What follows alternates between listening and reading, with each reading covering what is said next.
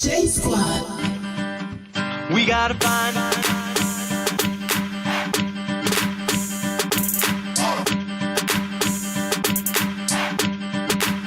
what do we do? That's the first clue. Now what do we do? That's the first clue. We gotta find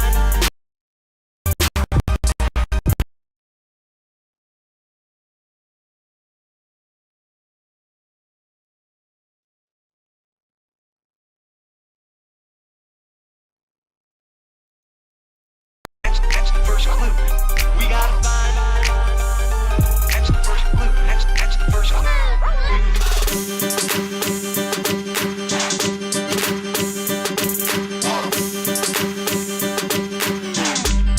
Now what do we do?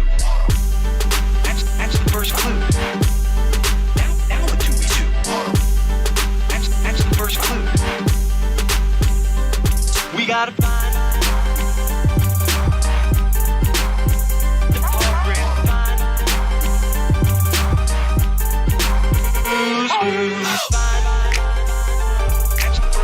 That's the first clue. We gotta find that's the first clue. That's the first clue.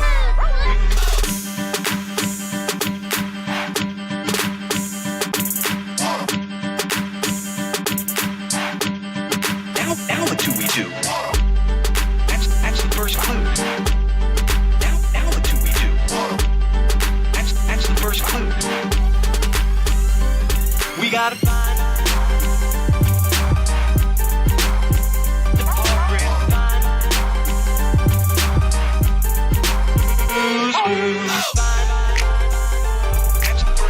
That's the first clue. We gotta find that's the first clue. That's the first clue.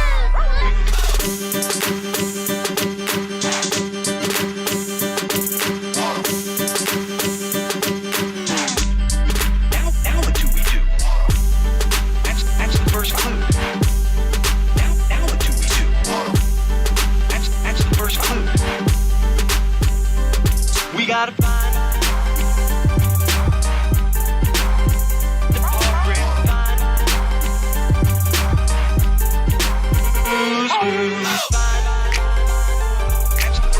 That's the first clue.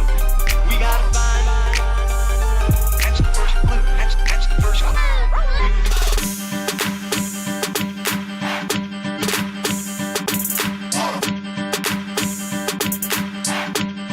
Now what do we do? That's the first clue. Now what do we do? That's the first clue.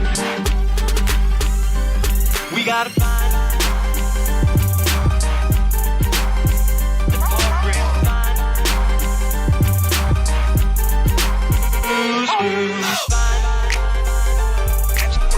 That's the first clue. We gotta find that's the first clue. That's the first clue.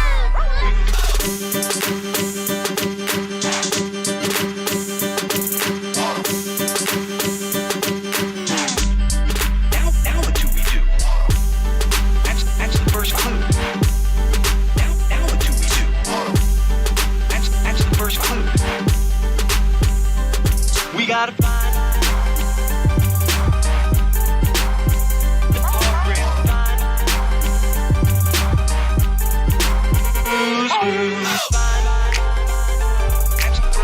That's the first clue. We gotta find that's the first clue. That's the first clue.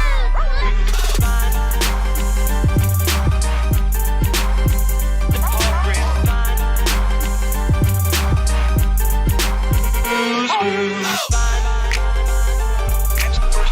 That's the first clue.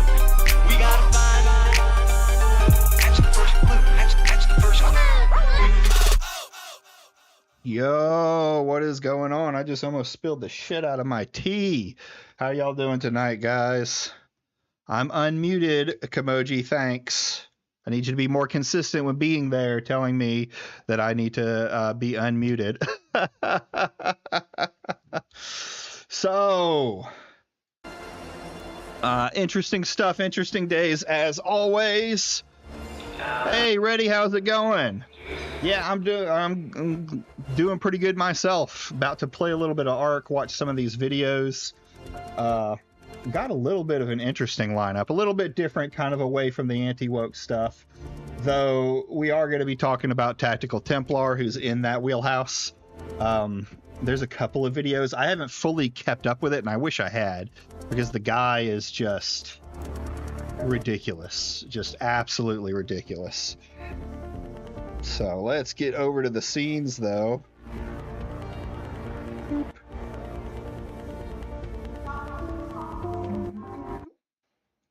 Boom. Pill this stuff up. I always feel like I have a problem with this. One day I'll get it right. But for now, I'm just going to blame it on being a hobby streamer. Oh boy, what are we going to be covering today? So we have Furry, the furry problem in D&D, which is weird. The channel that I saw that wrote it, like Grizzle put it in Feed the Pig, and it's weird the group that it's coming from, or the channel it's coming from, because I've watched this guy before and I've never seen him do any like content like this before. But we'll see how interesting it is. Then we're gonna look at a couple videos going over religious anti-wokes, and then the many sins of tactical Templar. So that should be fun. And then we're going to do some legendary drop stuff. I've talked about legendary drops before, and we'll get into that when we come into the show. And of course, while we're doing that, I'm going to be trying to work on my project in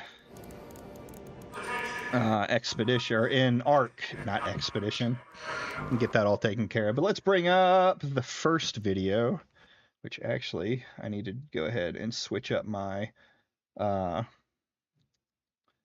are you? I'm gonna start trying to change the title to be comparative with what we're currently doing. Just trying to be, I don't know, better. Boop. There we go. There we go. Save that. So this first one that we are bringing up is about furries, brought to us by local furry Grizzle, and it's put on by Pointy Hat. Now, Pointy Hat, he's a D&D YouTuber that talks about mostly like normal D&D stuff. The problem with D&D necromancers, Yoggoth, the problem with Fae and D&D. I mean, he's kind of just well, I guess he's got a lot of the problem with thing, but it's just kind of talking about D&D. There wasn't anything much through it. Oh, it wasn't Grizzle, it was you. I'm sorry, Kamoji. I'm sorry. Either way, see how mixed up I get. But it's interesting. So D&D has a furry problem. I thought this would be a good start to the show.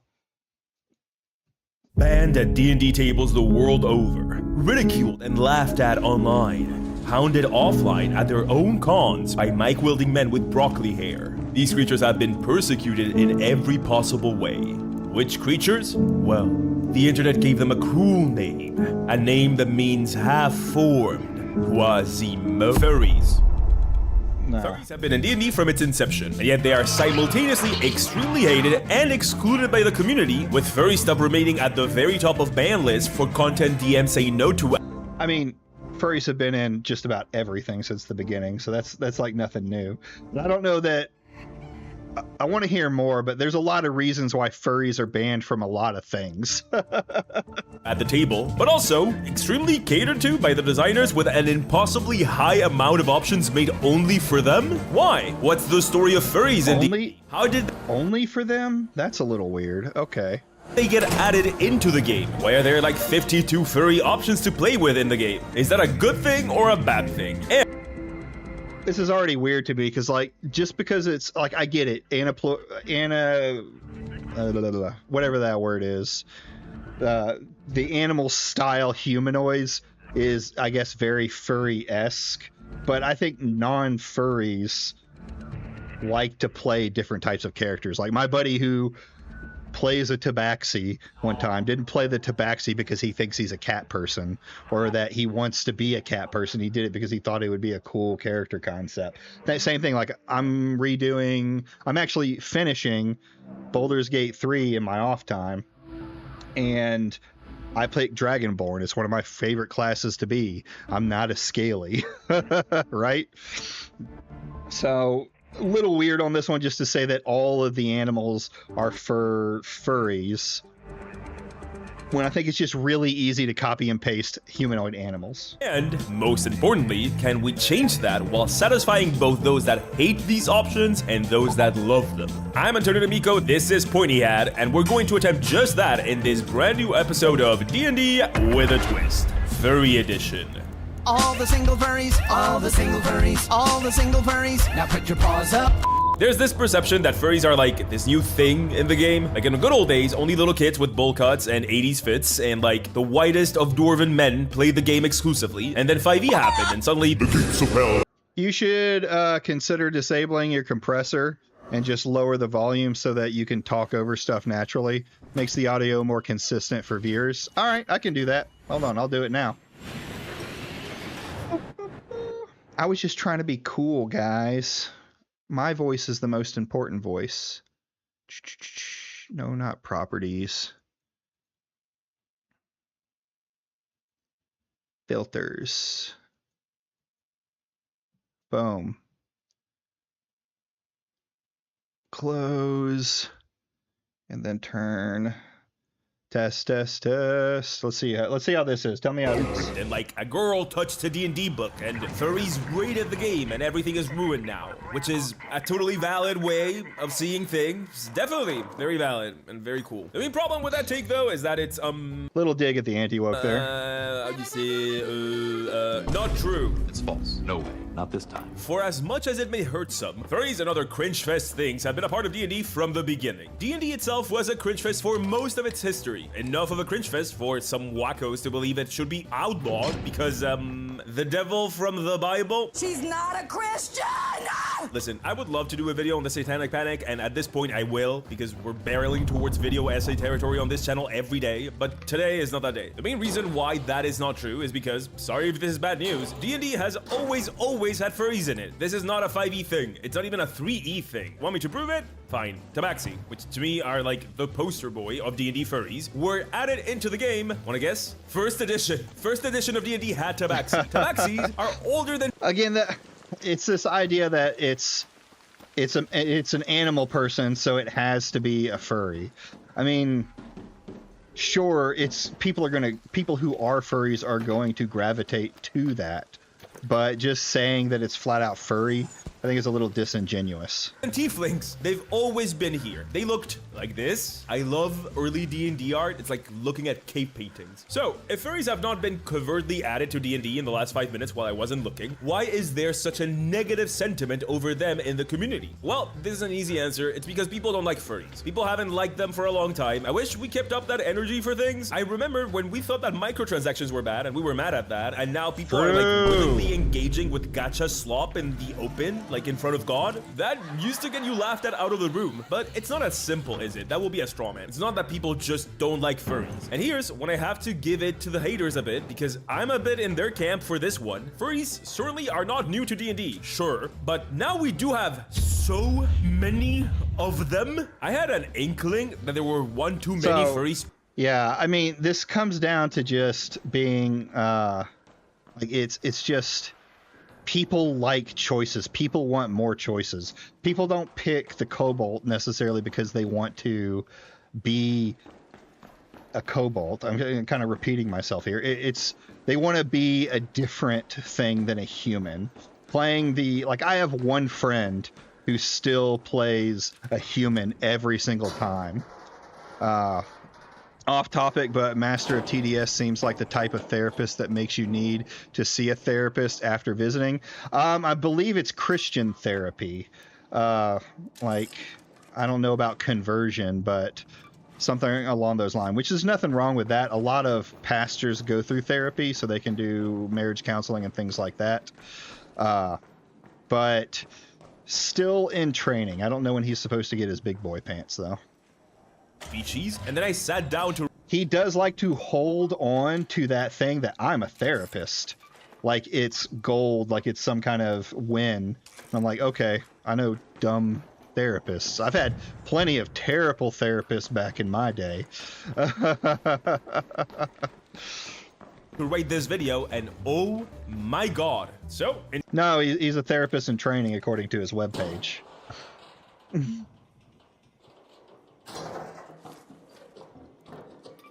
true pointy hat fashion, and just so you understand the severity of what I'm talking about, we're gonna go through them. Let's see exactly what are the furries on offer from official D&D sources. Just to be fair, I have not added other furry stuff that is definitely on D&D Beyond, but is not officially published by Wizards of the Coast. If I had, we would be here until Christmas. I'm also not inflating this number. Probably should not say inflating when I'm talking about this topic. Yeah, that was anyway, a bad I'm not trying to choice. make this number seem bigger. I'm not gonna sit here and count stuff like centaurs or satyrs. No, anthropomorphic animals only. Don't worry, it's not like there's not enough of that. You'll see. Ready? Let's go into the furry minds, baby. Number 1, the many furries of D&D. Human familiar. If you thought the hat was gonna go through a numbered list as long as this one is, you don't know him at all. A. Aarakocra. 2 A's at the beginning of the name. Methinks someone paid a premium to appear at the top of every list ever. Aarakocra are bird people, or should I say eagle and parrot people. Yes, it is that specific. As a matter of fact, these are all super specific, you guys. They come from the elemental plane of air, where they're just people there. Except genies are the people of the elemental plane of air, so... Also, they are a relic from the TSR days. Even featheries date back to the first edition of D&D. And there's not much on them. The males are said to be extremely prone to anger issues. Cool. Along the same lines of why is this here? There's this throwaway line in Realm Space, that's the Spelljammer thing from 2nd edition, that indicates that Aarakocra are just super horny. Just massive flirts. And it also specifies... But is it a throwaway? If it's just a throwaway line that's not part of the actual canon, then I would argue that doesn't really matter. But if it's part of canon, yeah, that's kind of weird.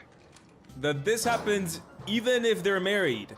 Good to know that the bird people of D&D are fans of pineapples. The other thing that distinguishes them is that they hold the title, bestowed by me, of the most banned species in D&D on account of them being able to fly. Flight is seen as this extremely powerful, extremely hated, and extremely banned ability for any species. If your species can fly, more than likely it's getting banned. A lot of people hate it, and a lot of people think that you're a bad DM if you ban somebody because they can fly. I'm somewhat of an enlightened centrist when it comes to this. I just find it kind of sad that that's sort of their claim to fame. That and being first on every list. Moving on. B. Yeah, so when it comes to, well, this is a little off topic, but we'll talk about it. Like when it comes to banning them because of flight, I think, yes, it's hard to DM. I can agree with that, but I think you can become a better DM if you allow it and try and work with it into your campaign, right? It's there, let people do it. There are too many things that fly now, and there are too many things with dark vision. I do agree with that. Dragonborn. Scalies rise up. Yep, this sure is one of them. A lot of people pretend that Dragonborn is not a furry thing. I fail to see how. Is it because non-furries like this one and they feel weird being lumped in? Cope. Embrace your cringe. What do you mean? It is a... I mean, again, this is something that all people will play. Like if I like Dragonborn, I'm not a freaking Scaly. I don't have to pretend it's... You want to play a different race. Like what makes the, non-human races like elves and things like that not some kind of sex thing, because they're the original races of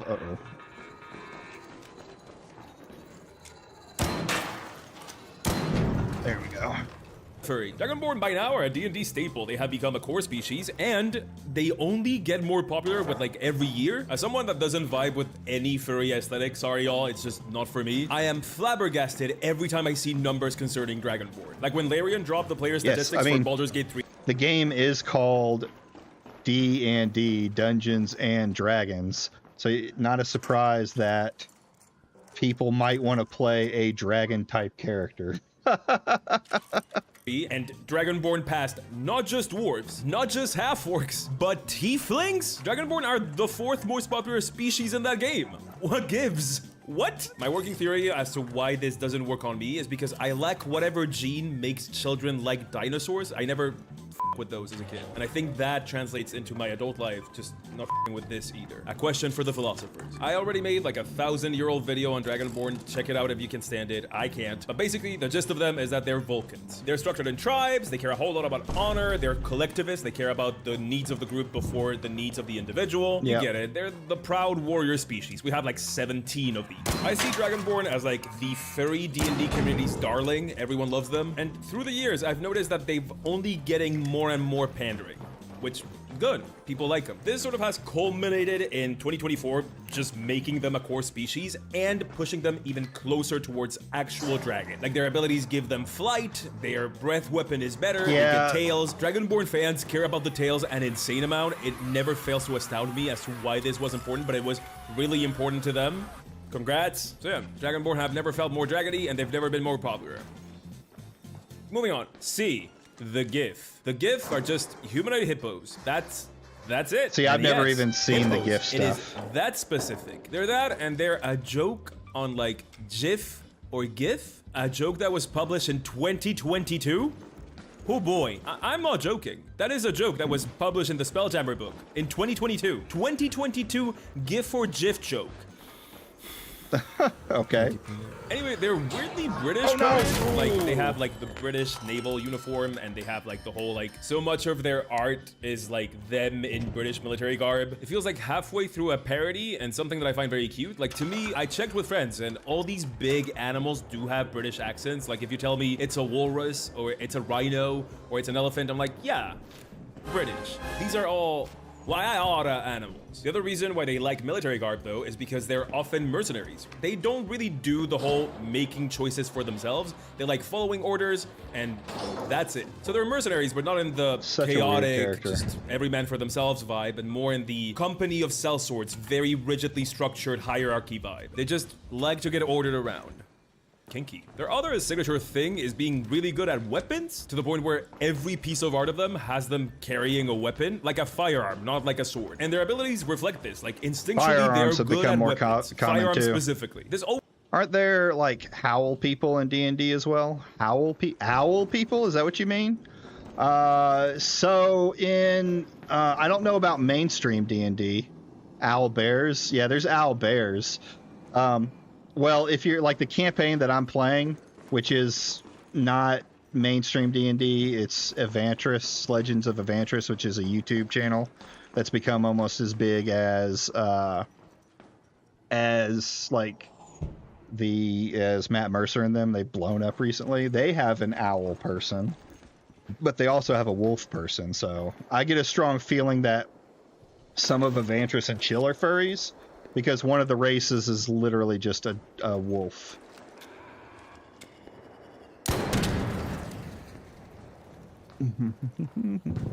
Probably need to start making my way out of here.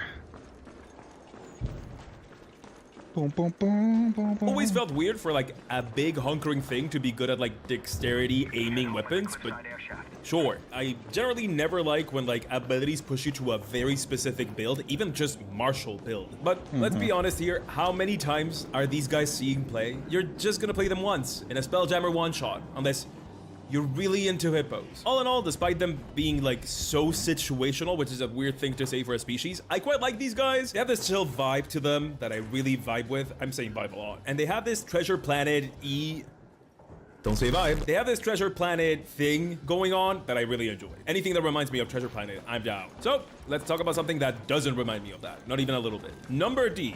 Grung. 4 people in the audience cheered so loud right now. These people have 4 fans, and yet they are the loudest ones. I don't know why. The frogs. People have something with frogs, I swear. Grung are poison dart frogs. Those are like the tiny ones that are really brightly colored from David Attenborough documentaries. In a move that D&D has pulled about, I want to say 1,000 million times, Grungs are color-coded. Again, Grung society is divided in castes. Yes, again. And these castes are divided in color. Yes, again. This has happened so many times in D&D that we already had frogs divided by color in D&D. This is how many times they've done this. It's the same thing as the Slad. How did you do this twice? Okay, Crayola box type. Let's see the colors. There's green, the warriors, blue, the help, purple, the mommagers. People like colors, red, I guess. The nerds. That's wrong. Red is a jock color. We all know this. Periwinkle, the influencers. Magenta, the hot ones. Orange, the Superman. And gold, the God's favorite princess cast. 24 karat gold, la baby. And I only made 2 of those up. Can you guess which ones? Another fun tidbit about the grung is... Wanna guess? It's been a minute. Maybe you missed it. I certainly didn't. They have... interns! Whoa! Interns? Again! I missed it so much. I love it! Interns again. Wow, what was that? 2 videos without talking about this? These guys kidnap people and they feed them poison. Poison that they secrete, by the way. Yum, until they break those people that they have kidnapped's minds and have them as interns forever. This was supposed to be the Kermit the Frog cute ones. They made these guys for charity. Honestly, I really feel like they were going for like jungle, swamp, Ewok, and they shot the moon really bad and ended up with something so dark and so dire by mistake. This whole like breaking the minds of people is so bleak. Anyway, these are just barely relevant anymore, but some people just really like frogs, so here they are. Yeah, Next, I mean, while we're here talking about... I think even non-furries can vibe with some animal without having to feel like they're part of that community. I still, so far, pump this up. Where's that guy at? He's fucking posting. He was just here. I vibe, you know, like people can vibe with just some animal. Sometimes it's for stats. There's...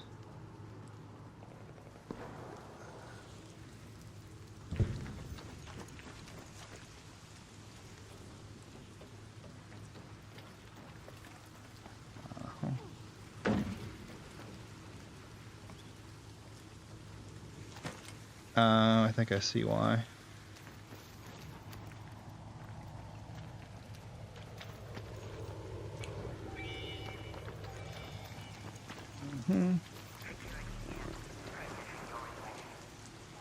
All right, so hold on, I got this. Like, everybody can vibe with some kind of animal that they want to, I guess, play out in some world. Like, kids love that stuff, which is something D&D has tried to move towards more, I guess. And since the beginning of D&D, they've been adding these, you know, animals to the mix. It's not a surprise that there's like 100 of them. Again, it's really easy to go copy and paste animal, you know, person. Furries, a normal thing to do, it's good to take a minute and ask, where do these guys even come from? Incorporating all these species into a campaign world might seem complicated, but it's also a world building exercise that will make you better at world building. Maybe all these furries come from a favor from a god. He was traveling under a mortal disguise as a down on his luck vagabond, observing... Well, it gives you more options too for worlds to build. Like, you don't have to always do elves and other things. You can take a bunch of these other races and build a world around it, you know? Something different than the norm. That's great things about D&D. Ooh, I got a lot of what I needed. His creation and those that live in it, and the only creatures to assist him on a dark and stormy night were the farm animals that let him sleep in the barn without alerting the mean farmer. And boom, sentience, sheep furries. D&D will have you world building for stuff that you might not be originally interested in because your players are interested, and that's when World Anvil comes in. World Anvil has become an integral part on how I manage the amount of insane world building I like to get up to. And newsflash, this is what I discovered, an organizational tool like World Anvil will actually get you world building. It basically lets you make a wiki for your world, with articles that you can share with your players and secrets within those articles that you can keep from them until the big reveal, my favorite bit. But it's much more than that. It has timelines to keep track of the events of your world's history, interactive maps for more visual world builders so you can drop articles inside of a map, and it's also amazing for those of you that are into novel writing with actual novel writing software. And if you're the let's make my 58th character in a row type, guess what? You have... I want to talk about this. Hey, what's going on, Red Stain? I don't really like a lot of novel writing software. I always hear bad things about it. I always get the idea that they're not protecting your thing, like the Google-esque stuff. Simon probably knows more about that, though. Yeah, it's about being creative, maybe like having a world of nothing but anthro animals. Yeah, absolutely. You could do that without being a furry. I see more of a furry campaign devolving into some really degenerate stuff, but that's because I have a preconceived notion of what furries are. So, but yeah, there's just so many, like, it's so interesting to create an entire world. Like, I could do the anthro animal world for my kids and they would absolutely love that and have fun with it being whoever, you know. I hate trying to, like, I try to change the way when I world build a world, I try and change races from the norm. I don't like to keep things the same because it's just, that's boring to me. So I end up changing how each race works completely. Like, I'm not much for following lore, we'll say. Have every single 5e tool available and the perfect character builder alongside everything to write the backstory for your character, and not just for GMs. World Anvil supports basically every game. So if all of this sounds good, World Anvil has given me a code. It's PointyHat, all one word. Or just use the very first link in the description to get 51% off any yearly subscription. So more than half off for at least a year. But no sweat, use it and try it. You can use World Anvil's massive amount of free features first, and then see if you want to dig into the insanely useful paid ones. As I said, code PointyHat, one word, or first link in the description. And thank you to World Anvil for sponsoring this video. Now we can get back to the familiar, talking about furries. Hadozi. Hey Dozy? Doesn't matter, do not care. Oh boy, it's the one straight from my nightmares. Listen, come to Jesus moment here. I have an actually debilitating fear of monkeys, especially chimps. And these guys are so irrelevant that the most interesting thing about them is that they created some sort of controversy when Spelljammer came out. Not gonna touch that. I personally find them repulsive, but as I bet you the controversy was one that you are all probably thinking of. Because what does everybody want to atone monkeys to? said, I cannot look at monkeys without my blood pressure spiking, so take that with a massive grain of salt. OG Spelljammer at that, which apparently means we cannot leave them behind. We didn't need all of those ship-to-ship combat rules, but apparently we cannot skip disgusting space monkey. The ick factor is like multiplied by 10, because the thing about the Hadozi is that they have this cape skin flap thing attached to their back. So they're flying monkeys. It's this like loose some of these I don't know skin. about. Who yeah, look, is this looks like first edition. Who wants this? Is anyone into this? Comment below. Comment below if you're like, no, I wish I was a Hadozi. I'm tired of being human. I just want to meet the person that is out there going like, damn, D&D sure is nice, but I wish it would let me be a scrotum monkey. Who are you? Well, Sally, guess what? It's your lucky day. Anyway, they use their ballsack of flying to glide. And what annoys me the most about it is that it's a beautifully written, really useful ability.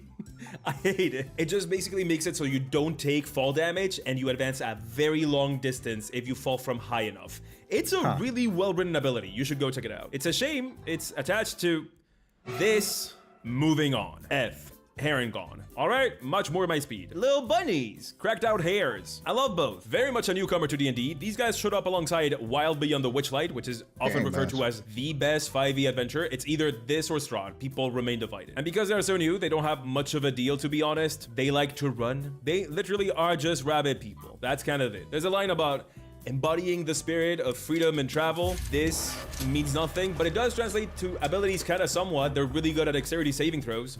I might be. And that's it. And they're good at jumping, which of course they are. They also avoid attacks of opportunity when jumping, which is really good. I'm surprised that they didn't make like a super martially focused species out of them. Good job. Go out there and make a bunny warlock of despair and darkness. What I really like about the Herringon is twofold. I like that they come in two sizes. This is true for most of the monsters of the multiverse species, including humans in 2024. The two sizes mean that you can be like the head of a rabbit and the body proportions of Dave from Sales. Or, I like this one, you could just be a tiny little Muppet guy that is like a rabbit guy. I like that. I mean, the choice between the two is obvious to me, but you do you. The second reason why I f with these, no, not like that, you freak. I understand how much of a pet peeve this is, but this is why I have a channel. It's to say my pet one who peeve. said I it. love fantasy forever since I've been alive, and yet I hate fantasy words so much. Flames on the side of my face. What the f is a Hadozi? What is a grung? A gif? GIF? Give me a break. I love when things are named a thing that immediately tells you what the thing is. And these guys are called Here and Gone because they're hares. And also it's a pun on Here and Gone. It's perfect. It's like Pokemon naming schemes. More of this. Don't make me say something as silly as Githyanki ever again. Number G.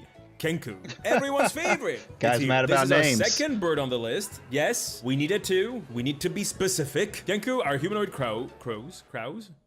It's crows, you dummy dum-dum. Kenku are humanoid crows, and out of the furry pantheon of species, I think they're the most well-known one, at least to me. Well, and aside from Dragonborn. Their whole thing is that they can't fly, and apparently this is because some great sin that they committed against a god ages ago. Kenku don't remember, by the way, but that's the reason why they can't fly. They lost their flight, and apparently Kenku are forever molding about this to the point where like their execution involves throwing one of them out of a very high place to remind them as they fall to their death of how much they cannot fly. I love this. This is insane and I love this. Whatever deity they pissed must have been really pissed because they weren't done with the flying thing. No, this god took away the Kenku's creativity.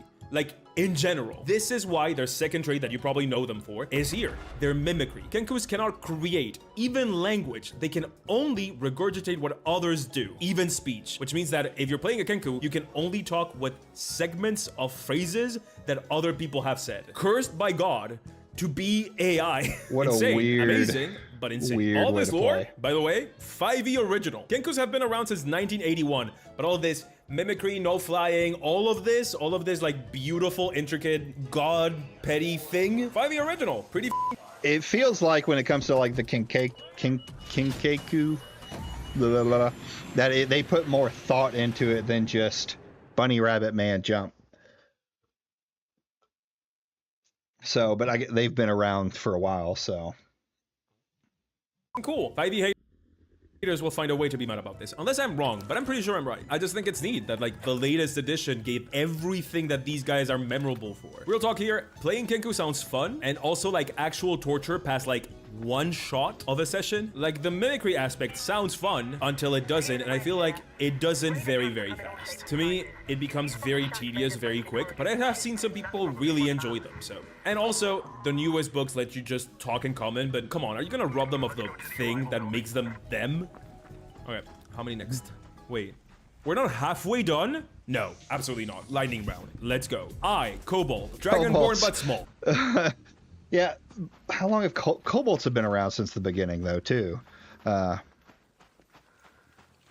Damage Sector, I always thought that guy was what happens when Kermit the Frog got into an avian.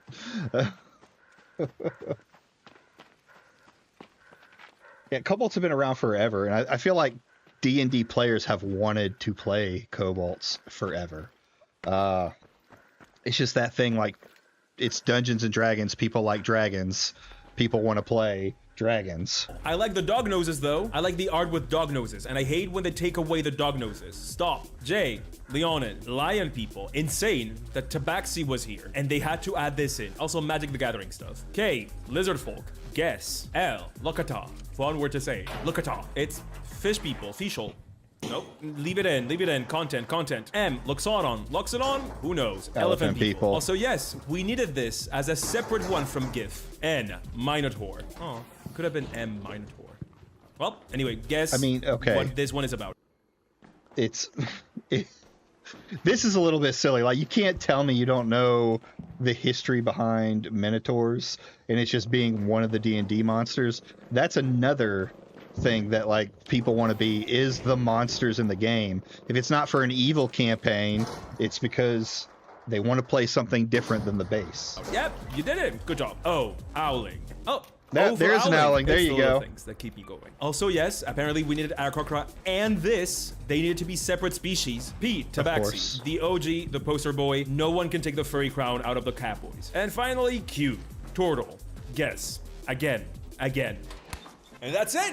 Well, everyone wants to be a Ninja Turtle. 15. All right? 15 furry species. And now we're done. Now we get to move on. No, we're not. We're not done. Honorable mention time. I put down 3. 3. Cream.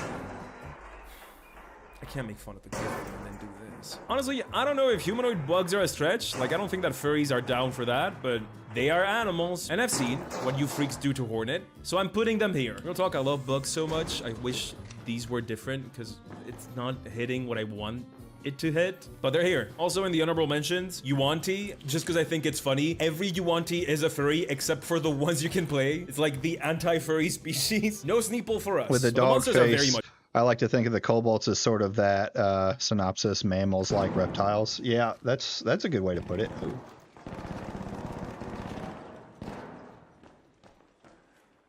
Uh-oh, let's see what we got here.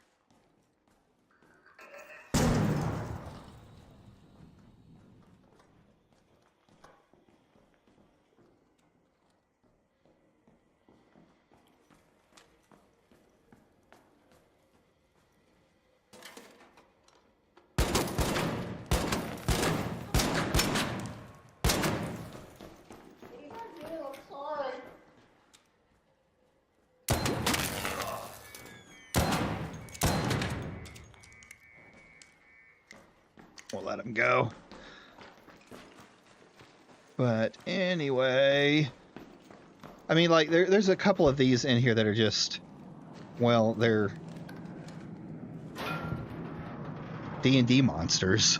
And who doesn't want to play a D&D monster sometimes? much that, so that's why it's here. And finally, Furbolg, which is, and yet it isn't part of this. In official D&D, they sure are not. They're just giant kid. But the piece of art for Furbolg was like vague enough that an artist for Critical Role identified their nose as like bovine, like a cow's. And so we got bovine Furbolg, and then the community kind of accepted that, and now we see a lot of bovine Furbolg because of Critical Role's influence. I love cows a lot, and I think some of Critical Role that are way furries. Really resonates with me. I like them. I think they look cool. But at the same time, it's just not official. And I asked my Irish friends about this, and they don't like the cow thing. So I'm putting it in honorable mention. Not official canon, so not on the list.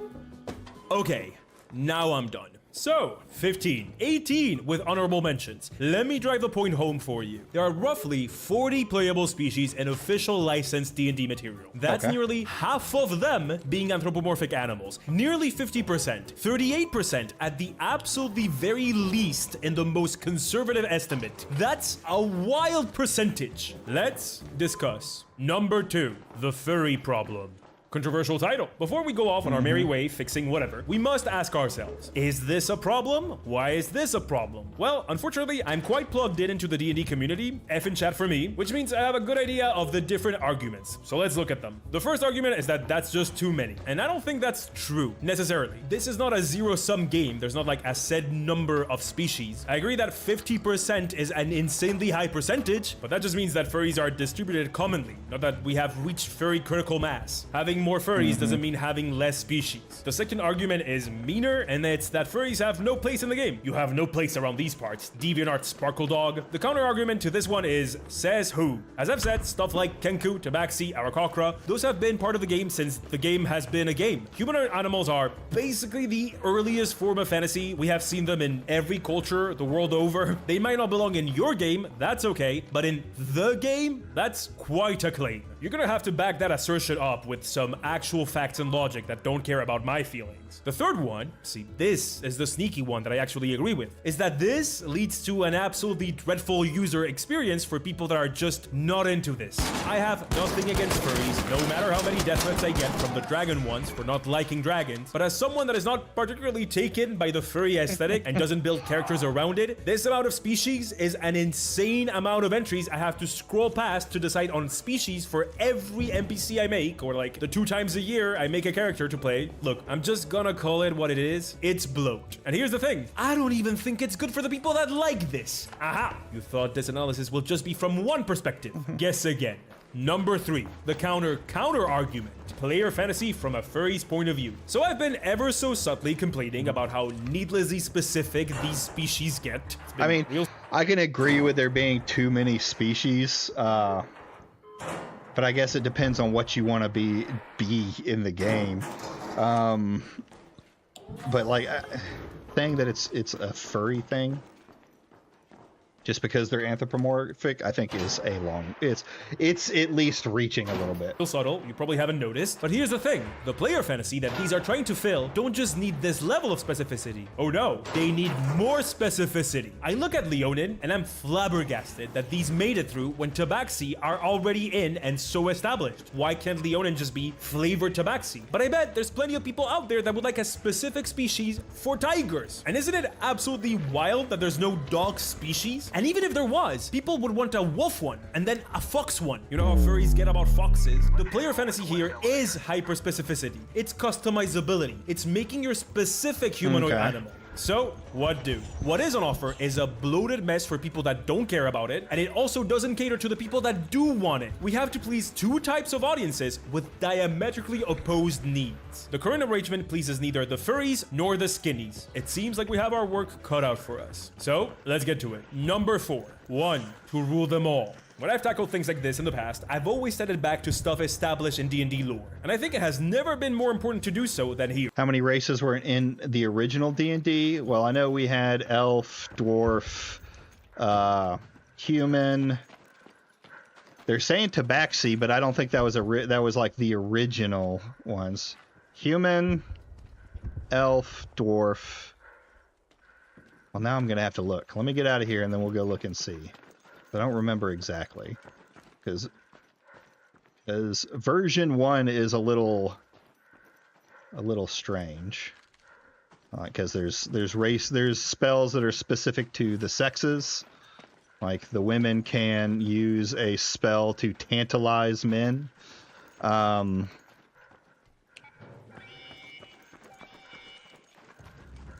don't know if there was anything outside of it. I know there was another race. Gnome or little person, maybe. Since you served, how many do you think actually think having actual military knowledge affects how you play this game? It can in a way, because you'll do things that most people won't do, like pie corners. When you're in I think it works better when I'm working with buddies of mine, because we tend to work as a team. Where when you see a lot of other team builds, they just kind of do their own thing. They don't work together as well. So like when I play with my brother-in-law, we'll go into a room.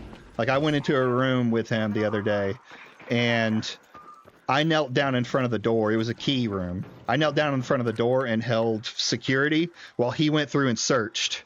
And then he sat down and did security while I went around and searched. Nice try! So, I mean, I think there's a little bit to it, but it's still a game. Like, it's not going to work like how I would actually do it in the military. So, the teamwork aspect. Right, let's look it up here. Because I like looking stuff up on stream. When the opponent, a retired war general, you know you're cooked. Not really, because a lot of these games come down to reactions and stuff like that. And a lot of war generals they usually don't start out as grunts on the ground. They start out as lieutenants who will do some groundwork, but you move up pretty quick to being the paper pusher. Or the actual general stuff. Let's see here. What were the first races in D&D? I know classes were race specific. Elves, dwarves, halfling, humans, and dragons? What? Oh, no, okay. And D&D first edition. There we go.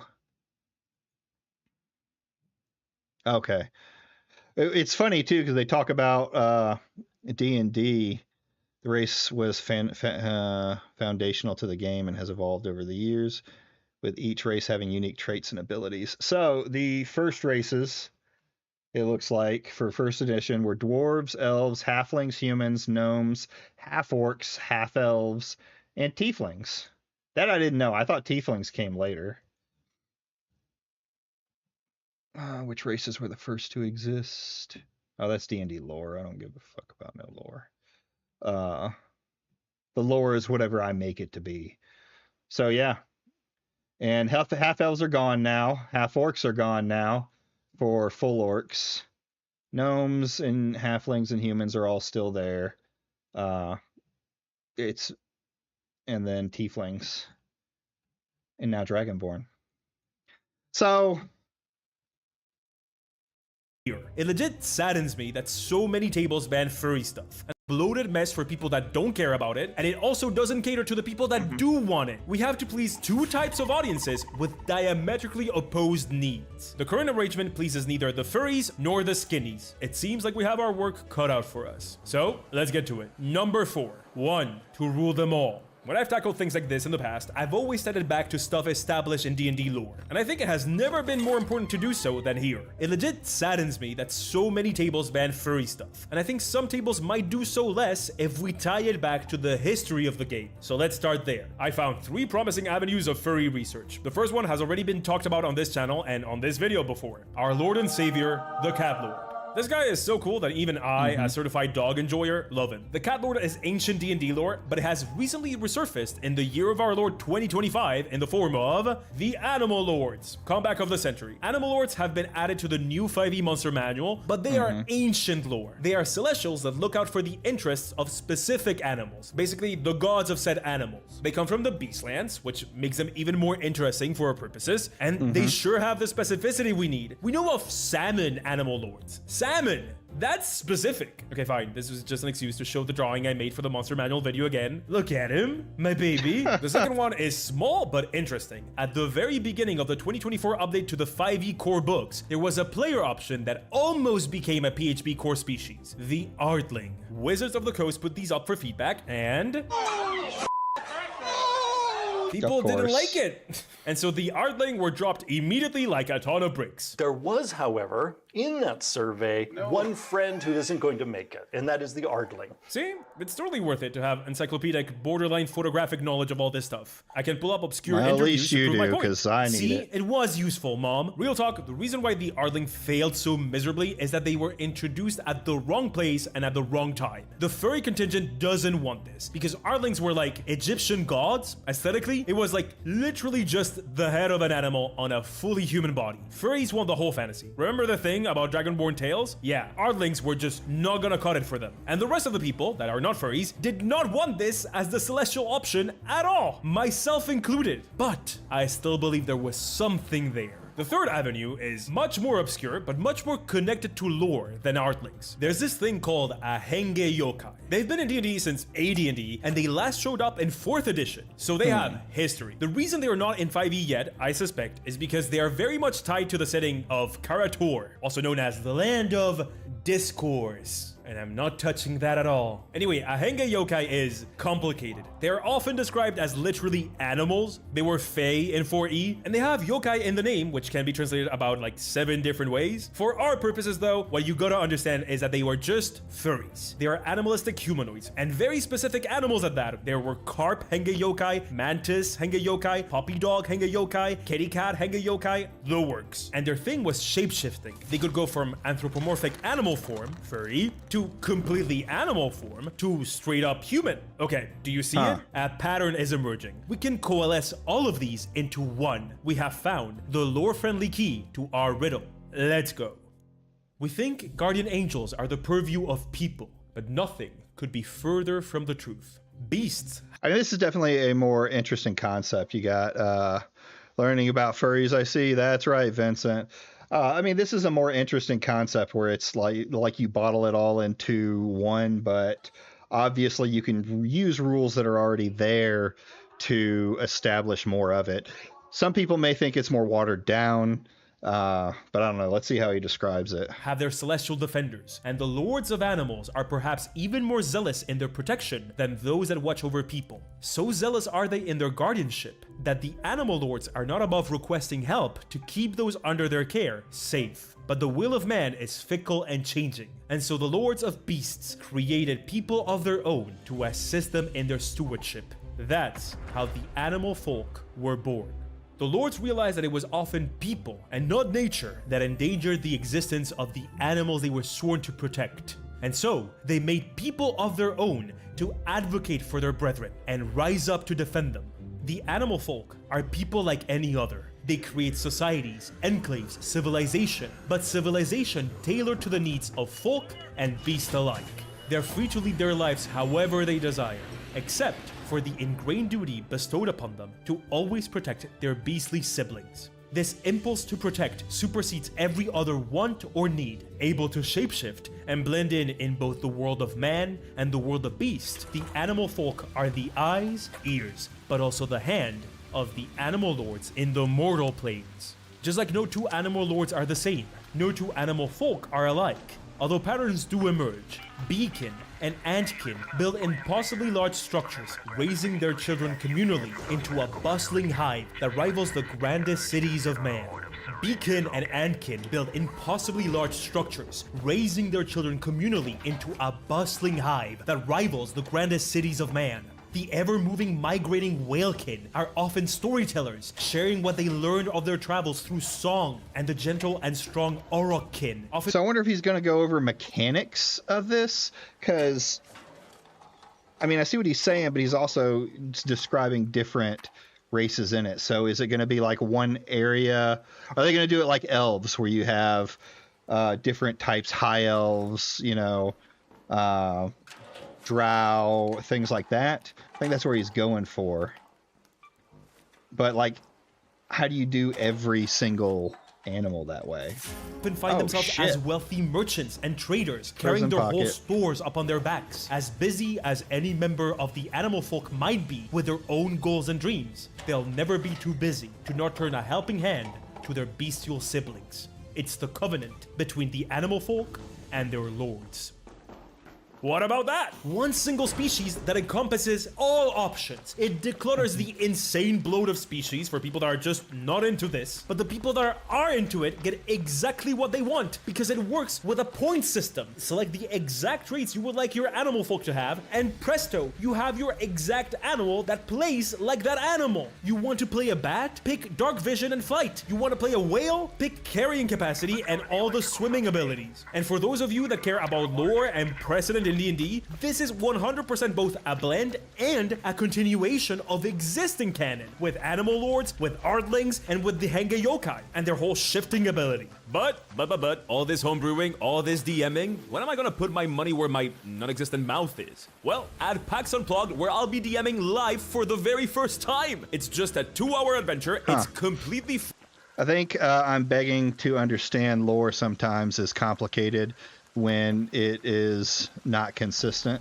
Yeah, well, here's the thing with D&D. Like, D&D lore is all over the place because they're writing, you know, like there's lore for individual species. Of course, there's like the official D&D gods, things like that. But then you get into other things like, oh, hell yeah, I'll take that too.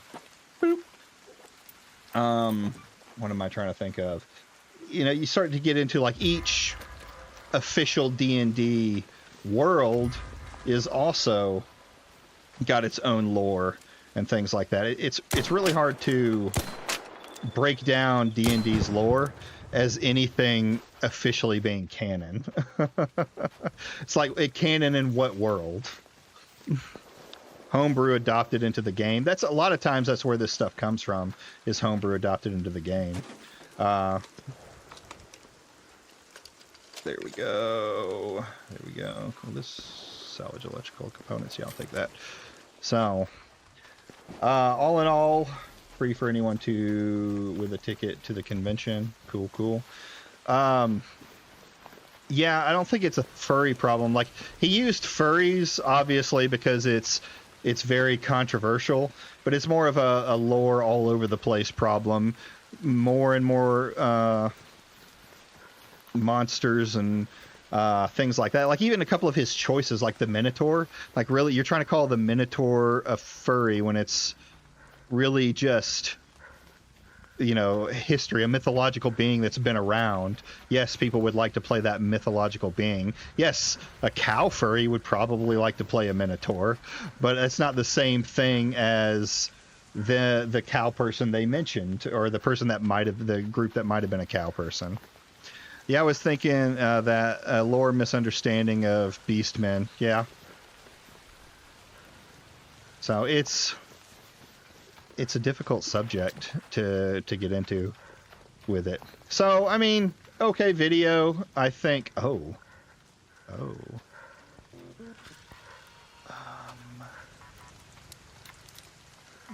Enjoy. Oh, I missed. Get over here, you.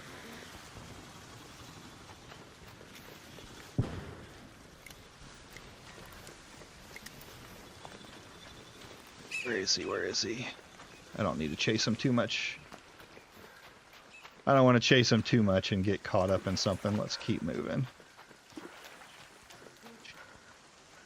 Find some more stuff.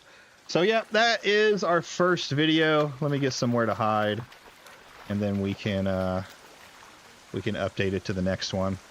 My guess is that the problem is knowing what mystical beastman fits into D&D lore. Yeah, that's kind of where it goes on to. Like, I get his idea of having, like, I guess, multiple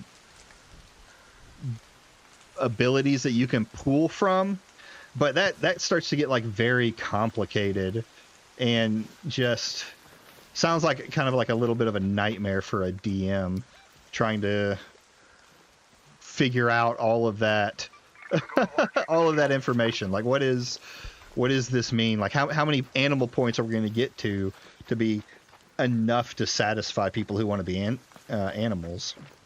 And then, like, you're talking about knowing which mystical beasts, are we going to get rid of the Kinkenku that are very popular and have deep, lore that has kind of sprung up around them? Or are we going to get rid of minotaurs? Oh shit.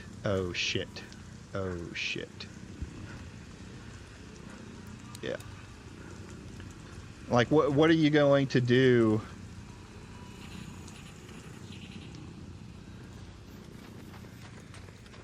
All right. Yeah, that's true. I would just keep it to a small number that fits the world building and not get rid of it. Well, here's the thing, like, the idea is, like, there's too many choices, but you as the DM who are making the world or who are using the world get to decide how many are in there. I usually set some kind of specifications. Like, my players always ask, they're like, what are you allowing? Are you allowing homebrew? Are you allowing, can I choose a weird race? Things like that.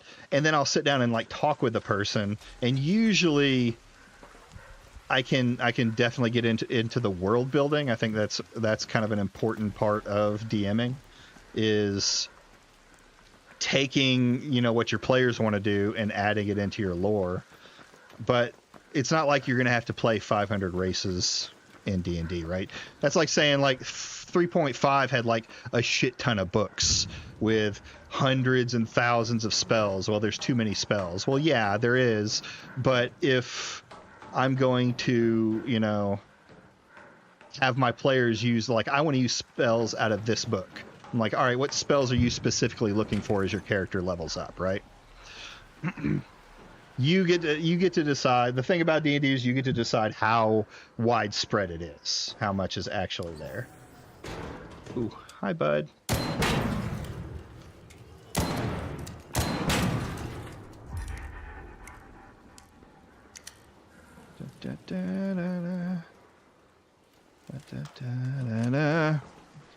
Do D&D have vampires? Yeah, they very much have vampires. It used to be, I don't think the new book does it, but it used to be in the original monster manual, like, not the original, 3.5 and all of that. It had rules with the monsters on how to become a vampire and how it would change your character. I have to look at the the 2024 rules, and I don't remember for 5e. But yeah, there's vampires, which have vampire spawn. Vampires are really higher level monsters to fight.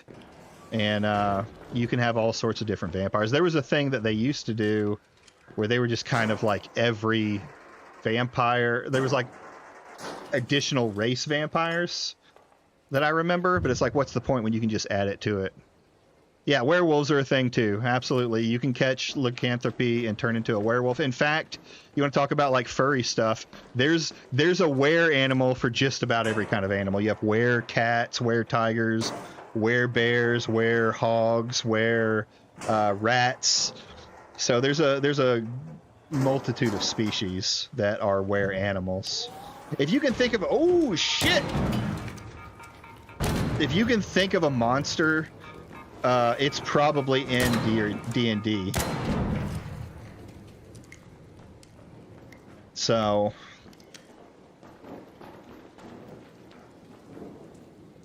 and those can make for interesting story. Those are fun stories to break into. Like most monsters have some, or most D&D monster, or most monsters in the world, you can probably find a D&D monster for it. Like hydras are in the game and everything else around it. Okay, let's go this way. See if those. No, let's go this way. Werebeavers, that's the choice Dungeon Crawler Carl goes with, and it's very D&D themed. Yeah. What about possessed bacon monsters? While there may currently not be any, I now have a monster to create.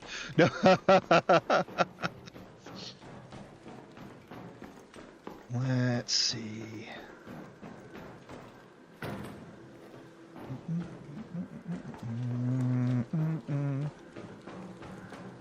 was hoping to find more to fight. That's going down. Let's go up. So,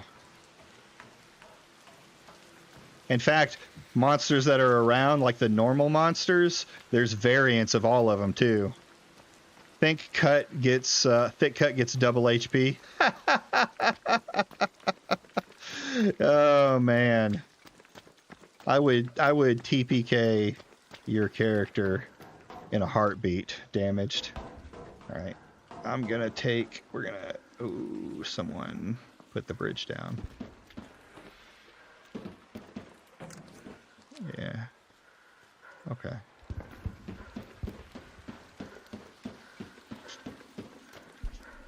Let me get through this, and then we'll move on to the next one, which we'll get into. He's already licked those clean. Okay. Nope, don't want to jump down that one. What's over there? Do I see? All right. Yes, I would total party kill just to get you. Everybody would die.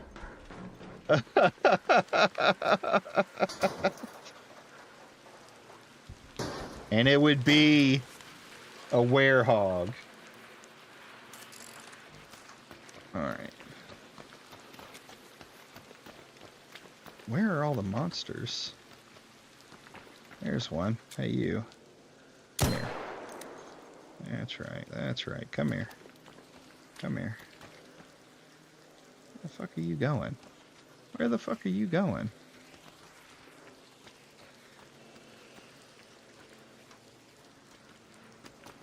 This motherfucker.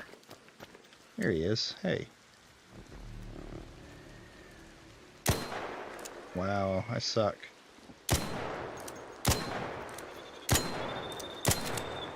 Jesus.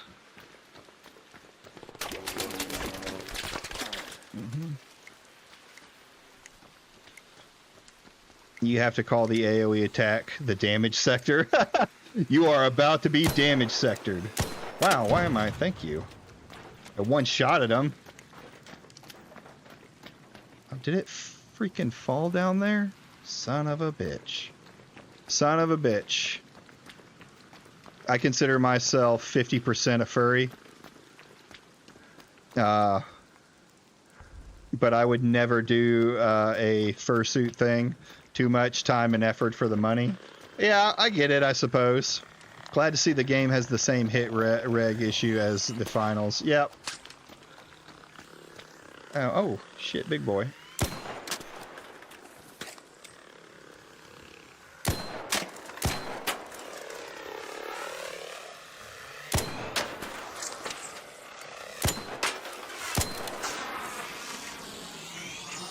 Oh, he got me. Fuck you.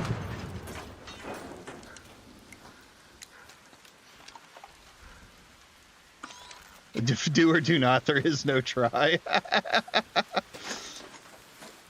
Yeah, I've heard there's a desync problem too when you're shooting at players, but I'm not smart enough to notice that stuff. Oh, that's going away. What do we got? 14 minutes left. And not do at all what I was supposed to do with this. All right, we'll get out of here and then we'll head over to the next video. Boop. Just close that down. Where is extracts right in front of me? I mean, I think some people like the idea of doing some kind of thing. The gaming awards are going to be crazy. Yes, I'm planning on doing a stream for the gaming awards, where me and Grizzle and some of the other guys are going to get on and watch it. You die after crossing the corner a lot in the finals. That sucks. That sucks. So it sounds like they've got their problem that they're going to have. Their Bethesda things. Is the finals falling off? Damn, 2 of those suckers? Hell yeah. Oh, I don't have room. We'll take that. Oh. Drop this motherfucker like a bad habit. There we go.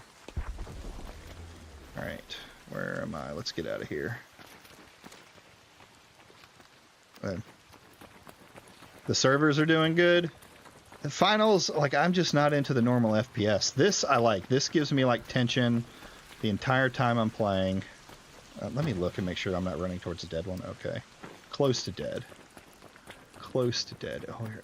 Is this another one? Someone was here. Let's see if they picked up the things. Yeah, that's what I need. That's what I need. That's the good stuff. Uh-huh. It didn't fall off. It's just the servers been getting worse every season. Oh, no. Okay. Stand by for elevator. Friendly, friendly. What's up, bud? Friendly? Thanks. Cool, cool. Okay. Yo, what's going on? You say the finals is not your typical FPS. Yeah, I've heard it's like full destruction, craziness. There's like arguments on whether this is in the same universe or not. Mm-hmm. Here comes the betrayal. Yeah, I'm waiting for it. That's why I got my shoddy too hottie out.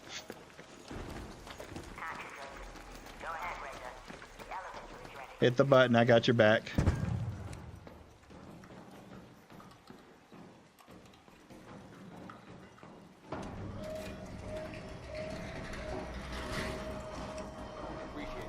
Yeah. Unrelated, but Dispatch definitely revived the Telltale formula narrative. Yeah, and I think they did it by going with something that wasn't like the norm, like just popular. They did their own thing. I'm sure they confirmed the finals and Ark are in the same universe. Did they? That's one thing I haven't looked at. Nice. 2 of them down. That's what I'm talking about. Mixed signals.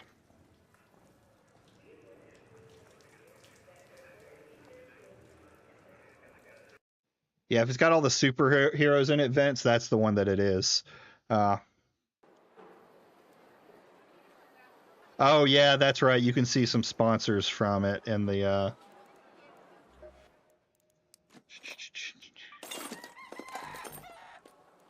I think they were saying something about they think the finals is like you're in virtual reality constantly doing it. So it's probably the people in space that left.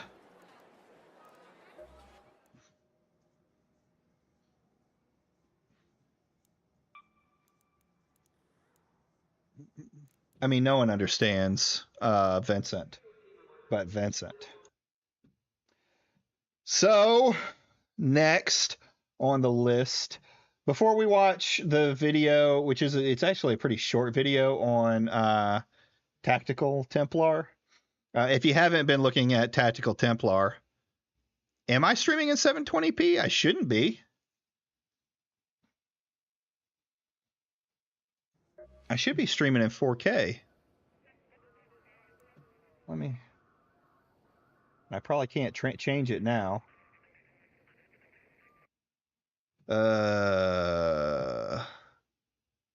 Settings. Stream.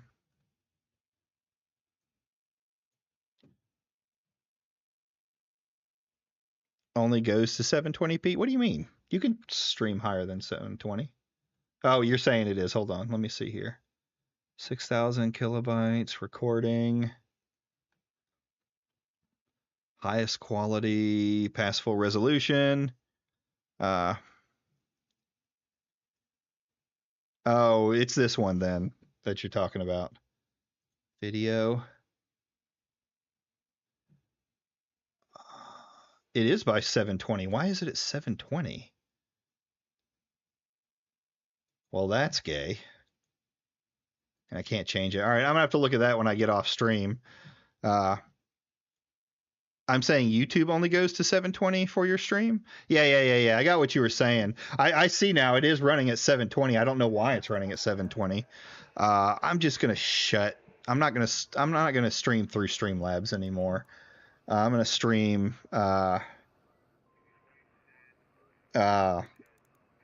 through just OBS.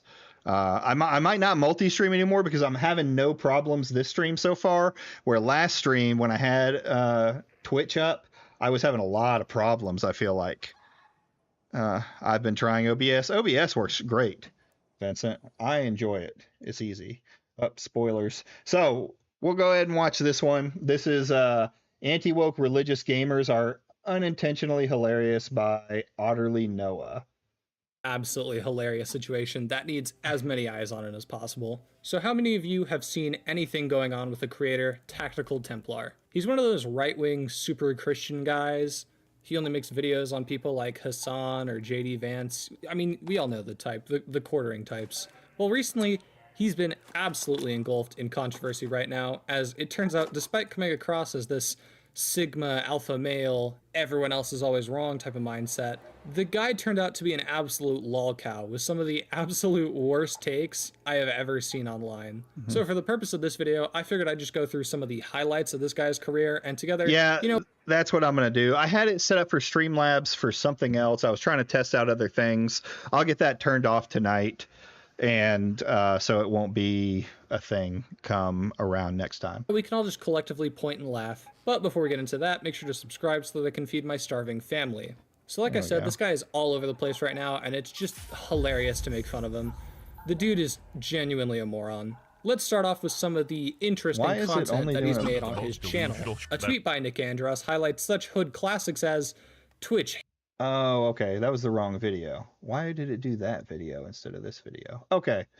This is the one where we're watching. Otterly Noah. Never heard. I'm starting a family. Tactical Templar is so funny on Twitter because this guy is like a giga traditionalist, and like, bro, he's just going off on every OnlyFans girl saying like, yeah, enjoy your fame. Anyways, when you're 5 years and you don't have a kid, you're probably gonna yourself. It's just so funny, bro. It's so funny. Welcome to the #1 giga traditionalist channel on the internet. Someone intrudes on my time, and they come in and make the situation uncomfortable by not reading. Do you see it now? Sign. You should be able to see it now. I tell you what, I'm knocking that out, and then I'm kicking her out of my house. You're not aware of my first podcast with Techie. Oh, so, the one where I showed you. One of the first things Techno says to me is like, "Sup, dude? By the way, my 17-year-old father thinks you're hot," and I was like, "Uh-oh." Good. I hate this trope, this weak men trope. Let him take that hand. And just with the might of Zeus, just slap the ever-living. I don't know if I can say that on YouTube. Man, don't you just love it when alleged decide to try to claim they're Christian now to avoid scrutiny? Yeah, me too. As a lot of you are probably aware, in the gaming commentary sphere, there's a very notorious and very specific group of individuals known as the anti-woke grifters. Oh, these people yeah, are my pretty favorite notable people. for not really adding anything to the gaming commentary space whatsoever, and if anything, just detracting from it, since all they do is complain about. This is why TT, same to attention of new content. Tectone talked about him. Tactical Templar. I mean, yeah, I guess he's trying to help his buddy out or whatever Tectone is trying to do nowadays, but really it's only gotten him more scrutiny. The uglification of women in gaming, or they'll complain that there was black people working on a game that they were excited for at first, which is of course very telling. These people don't really care about reviewing a game and simply care about pushing their own ideology or agenda onto other people. But I think a more interesting phenomenon that we've seen in more recent memory is when anti-woke grifters try to appeal to religion and claim that they're making religious content now, which is both as funny and as stupid as you can I will say this. I've seen a lot of stuff on Melanie Mac, and I'm sorry, she does actually believe the shit that she's in. She's just cuckoo for Cocoa Puffs. So probably imagine. They feed and off of each other. In doing this, they've also earned the ire of actually religious people who don't want people like this representing them. This is an incredibly fascinating subset of anti-woke grifters, and arguably some of the more deranged ones as well. So today, let's look at some of these anti-woke grifters who try to use religion as a shield to talk about why that didn't work and born-again Christians are a different breed of Christian.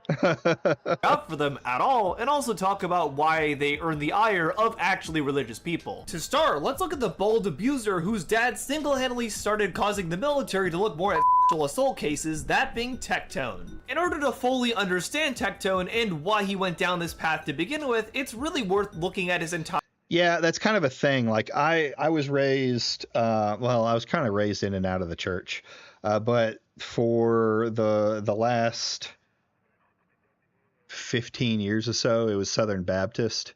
And like being a Christian isn't spouting off how Christian you are online and getting points for it. In fact, the Bible talks against that. I watched a video with, because I'm a terrible Christian, I watched a video that I think Simon sent me that kind of went over a lot of the verses that go against what these kind of people, these what I call fake Christians, say, and how it just is completely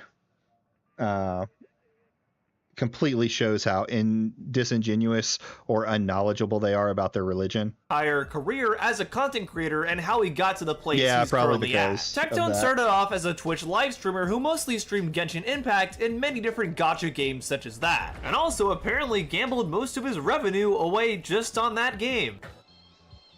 350? Higher. 400. Higher. 500? A little bit higher. Wait, on just Genshin? Yeah, I spent $500,000 on Genshin Impact. Wow, Jesus Genshin really is the Christ. Caesar's Palace of today, huh? Tectone has actually been streaming since 2015, but his popularity really began to surge when he started doing gacha games such as this. But in order to actually get to the meat of this situation and why Tectone has become a lot more controversial in recent memory, we need to fast forward to 2022. Dude, Tectone has, like, the gacha games have become the bane of gaming as a whole. Like, it's just absolutely brain dead what's happening. They could be of the Prosperity Christian Church. Yeah. August 31st of this year, Tectone did a stream talking about how him and his wife weren't exactly seeing eye to eye anymore. In his own words, since they'd been together since he was very young, he felt like he developed a codependency on her and he couldn't really do anything on his own anymore. Christ. Look good.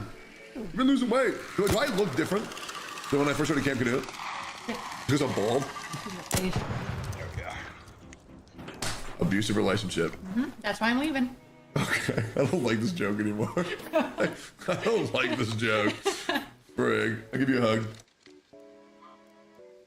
Have a hug back. The pound in the back feels very father-son-ish. There's the quote-unquote joke about the abusive relationship from his wife there, and also the incredibly awkward body language where it looks very much like she doesn't really want to hug him at all. But at least at the time, Tectone's audience and most other people simply assumed their favorite streamer was just having a simple disagreement with his wife. Oh hey, guess what? 4 months later, Tectone actually did get divorced, and his wife filed for it too. Following this, Tectone would immediately start a new relationship with OnlyFans model and Twitch streamer Pinkchu. It was around this time, given the circumstances of everything, that people began to raise questions as to whether Tectone was actually abusive to Freema, his previous ex-wife, or not. Most notably, a lot of questions started being raised because of this clip resurfacing in particular. I love him. Don't touch me. I'm patient. Oh yeah, this is the clip where it was really kind of obvious. The most impatient, moody I've ever met. Patient when it comes to you. Freem, I carry our marriage, and you know that. Freem, you know that. But marriage, dude, I am the conflict resolution god. Yeah, you are. 100%. No, 100% you are. I am the greatest shoulder to cry on. I am the greatest consoler.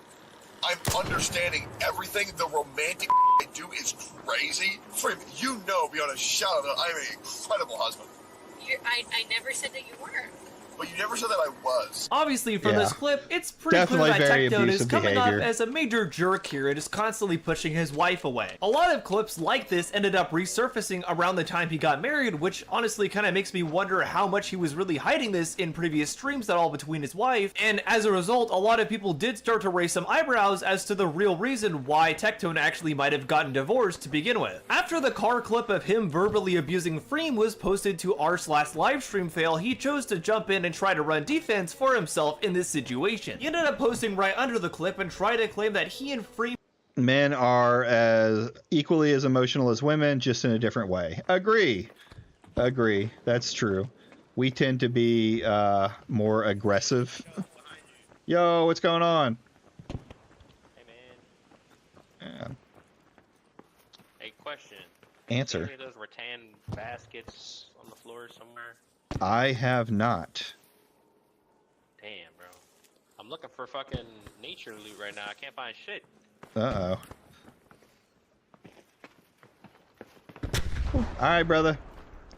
I'm going to come back. I can't stand Tectone. Agreed. Tectone is one of my least favorite people in the world. It's probably the scum of the earth. I know people exactly like Tectone, and they're all scum. had divorced to save their friendship. Right, okay, sure. Of course, this response didn't go over very well at all, and he got almost negative 3k karma because of this, which is kind of insane. So after seeing how negatively people reacted to him here on Reddit, he thought it'd be a great idea to try and talk about this on his Twitch stream instead. Wow, what brilliant thinking there, Tech. And he that threw was such a himself chill an moment. Dude, that's this game. There's chill moments like that where you'll just sit and have someone ask a question, or just, you know, hey man, just passing by, don't shoot. And then other times it'll get crazy. It's an interesting system. Solo tends to, I tend to be, tends to have more interactions like that than not. Savage. Oh shit, I need some of those. Hey, leave that dude alone. Leave that dude alone. Leave that dude alone. Am I missing? There we go. There we go.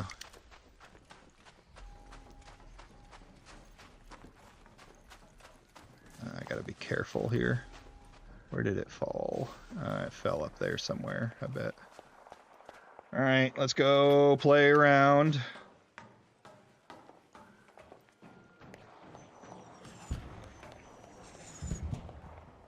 Where did it fall? Probably right there. That's where it was, yeah.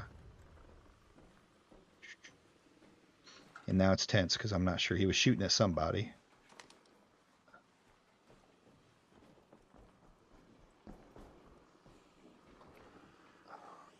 He already got it. Alright. Alright, alright. Entire pity party on stream here. I just really want Freem to be able to get out of the public eye. And this is what I hate about Tectone. He's one of the most emotional, manipulating people that I've ever seen. Like when I saw him go on Chud's stream, and start talking with him. It was like, oh, we're all friends, we're being friends, and he purposefully plays the nice guy, hoping that knowing that if someone like Chud goes at him, he can play, well, I was being the nice guy. I was, I wasn't trying to start any trouble. So it's just nonstop manipulative behavior. That's all I want. Because she was my wife for a very long time, and I don't like remembering how ugly the end of our marriage got. My life's going in a great direction, and that's the only reason why it hurts. That's the only reason why it's scary. Am I gonna get canceled over this? No. You wanna know why? Because I don't have secrets. The last 2 years were really rough. It was really rough. Now the that I would do with Freem, the icky shit I would do with Freem, that wasn't good, right? I'm probably gonna delete this VOD after this stream. But holy dude, my friends can't even react to me without it being a hate thread. It's crazy. It's crazy! Now, keep in mind, Tectone hadn't really had any negative accusations lobbed his way yet, keyword yet, but he still proceeded to cry on stream simply because some people reacted to him in the car clip. Yet here he is bitching and moaning about it on stream and also claiming he has nothing to hide whatsoever. I wonder why you brought that up, Techie. Nobody said you had to hide anything. And inevitably, this would be clarified later on when Tectone replied to one of Freem's tweets, and when she replied not so nicely, she later tweeted clarifying that they had not divorced on good terms. Which, of course, given the circumstances of things, is something that people had already been speculating, but Tectone himself had never wanted to admit. Wow, what a complete shock, he was actually keeping secrets the whole time. But because of the details coming out from Freem that no, her and Tectone had not parted on good terms, and in fact they weren't friends currently at all, Tectone apparently made up in his mind that he had to strike back somehow at Freem and make her look disingenuous. And in order to do so, he decided to use his then current girlfriend, Pink, to defame his ex-wife. Wow, really fighting your own battles there, aren't you, buddy? He had Pink post about Freem and try to claim that she was spying on her and also sharing things with her colleagues and friends. She tried to say things about Freem that she thought would make her look like a criminal on Tectone's behalf. And the reason for this is not long earlier, Tectone and Pink had found out that Freem was actually compiling a Google Doc that she planned to release to the public. And this Google Doc was full of assault allegations against Tectone himself involving Freem. Funny enough, not long after Tectone actually had Pink post this initial tweet, he would actually break up with her too. And when that happened, Pink would actually make a post going back on what she claimed about Freem previously and also claiming that Tectone was cheating on her during their time together. Now, admittedly, these are all just allegations. There wasn't anything concrete against Tectone just yet. But to be fair, with two of these back to back, it's not exactly looking great for I have this mentality of why people talk about the personal heavy drama on the internet if they could handle it and later get mad at the public. Best not share everything. Yeah, that's my kind of thing. It's like, if you're going to put it on the internet, you're going to get the internet's opinion on it. So don't. Oh, Jesus. So, I mean, I don't know what people expect. Like, you've watched it happen 1,000 times. And now you're going to act surprised when you're the one that did it and it didn't go your way?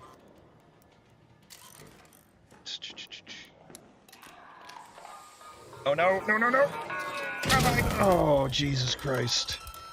Okay, let's not go that way right now. Oh. Unless you need to defend against the allegations. Here's my thing. Why is it not? Oh, my shield broke. Fuck. We gotta get out of here. Okay, where's the nearest? Right there. And back to the surface. And that's not to the surface. Where did I come from? It was over here. Yeah, but it's... Even then, if you need to defend yourself, like, you don't need necessarily to defend yourself against the allegations, I guess, until you've solved it, right?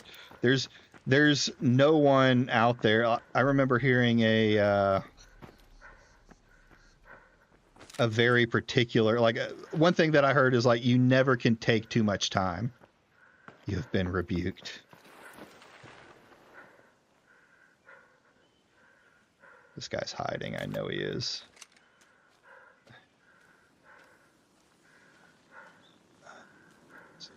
There he is. We're gonna wait.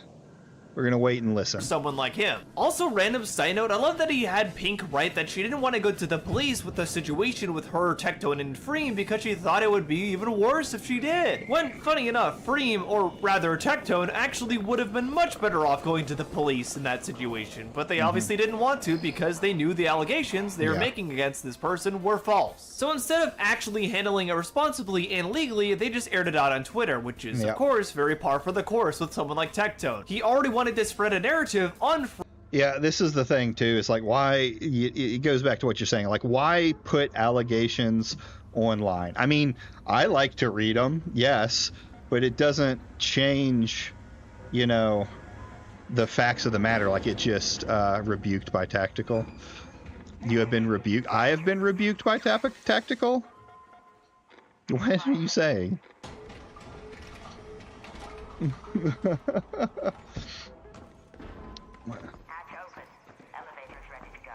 One coming in, friendly. Boom. All right. But yeah, just if you have allegations, send them to the police and all of that first, at least. Get all of that settled. Don't air it out online. Before she could actually get any allegations out to try to make her look as disingenuous as possible. Funny enough, he would actually continue to do this on a Twitch stream later, poisoning the well by talking about Freem while not dropping her name at all. And funny enough, when he and Pink broke up later as well, due to the accusations of him cheating, he also did this exact same tactic. Posse decides to go to the dark side because they're too to realize how good they had it with the main group. People who know what I'm talking about know what I'm talking about. And if you don't, it's fine. It's all good. I'm not the person who keeps saying like, oh man, I'm gonna keep talking about it. Why are you talking about it? I'm gonna keep talking about it. And I'm letting you guys know, for all you guys who know what I'm talking about, just know that person is gonna keep talking about it till the end of time. So we'll probably be going over this about 80,000 more times. And it's gonna be weird as shit. And I'm not gonna lie, it's gonna keep being weird as shit. Okay? It's gonna keep being weird as shit. He went on stream and said some weird and bad stuff was gonna happen and told his audience to prepare for it, but was very careful not to actually drop any names. Both times, this was him carefully setting things up so that both Freem and Pink would be seen as disingenuous when making these claims against him. They're out of control right now. And aren't I so kind by not even saying their name?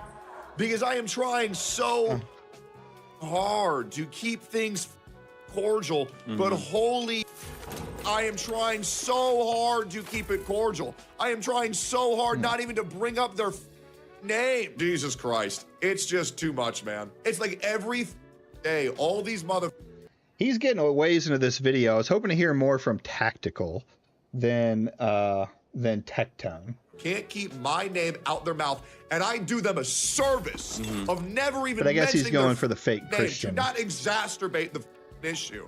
But I swear to God, one of my closest friends coming out, they think that shit me? Hell no. Yeah, closest friends. Not like she was your girlfriend for 2 years there, buddy. I also find it funny that he claims to have receipts of things that he will leak them if things get to that level, when, funny enough, at any moment where it would seem beneficial for him to show these receipts, he actually never does in this whole situation. Huh, funny, I wonder why you're not showing these receipts that you seem totally adamant on claiming that you actually have. Funny enough, the only hard document that he actually shows between either of these situations is the lawsuit document that he had Pink write up against Freem. And honestly, this is probably one of the most amateurish lawsuit documents I have ever seen. Like, it literally describes Freem dressing up as Kim Possible so she could cheat on Tectone. Come on! This feels like a child wrote this. And of course, later, Pink would claim that she was put up by Tectone to write this document anyway to begin with, which explains a lot of the way it is written. Also, this is gonna sound like low-hanging fruit because, in a way, it is, but I just love how much he looks at the camera like every second in all of these clips. It's like he so desperately wants to look convincing to his audience, so he just keeps checking himself out in the mirror. It's kind of hilarious how much he's freaking out over this and worried that he's gonna get exposed by his ex-girlfriend and his ex-wife. The day after this stream, Tectone took to Twitter to finally drop Pink's name and claim that she had 2 weeks to retract her statement or else his lawyers would be coming for her. And it was also here that he would claim he's also a victim so that Pink shouldn't claim that she was— Oh God, like, don't do this. Don't tell people things that are on the internet that, or don't tell people things on the internet that they can make fun of you for, right? It's just just go about your day. And the thing is like, I remember watching this and some of his other things that he talks about, and it's just for pity. It's not genuine. He didn't bring it up to do anything but try and get pity from his audience that are gonna like not care anyway. At all, and well, the ones that aren't bots shouldn't make accusations about that. Wow, alright then, dude. You really aren't making yourself look any better here whatsoever, trying to shut down another victim's story. You'd think, since you claim also to be a victim, that you would actually know how to properly address this, but clearly you don't. But I think something that's actually more interesting is that following the publication of this tweet, the VTuber Kitnetic would actually respond. Unless they want to get people to harass them and use that to play the victim. Yeah, I mean, that's what it comes down to. Well, it's to deflect from harassment, right? You can't harass me because I just told the story of how I got raped. Like, no, it's not how the internet works. On to what Tectone said, since apparently she had actually been receiving testimony about these specific situations from both Freem and Pink. And according to her, despite neither woman being aware of the other's plight at the time, both their stories were exactly the same. When you have two separate women who don't know about each other's stories, who get with the same guy and come away from that guy with the exact same story, you really begin to question a lot of things here in general. In fact, Pink would actually reply to this. I disagree with that. Yeah, two people, I say that you should be cautious.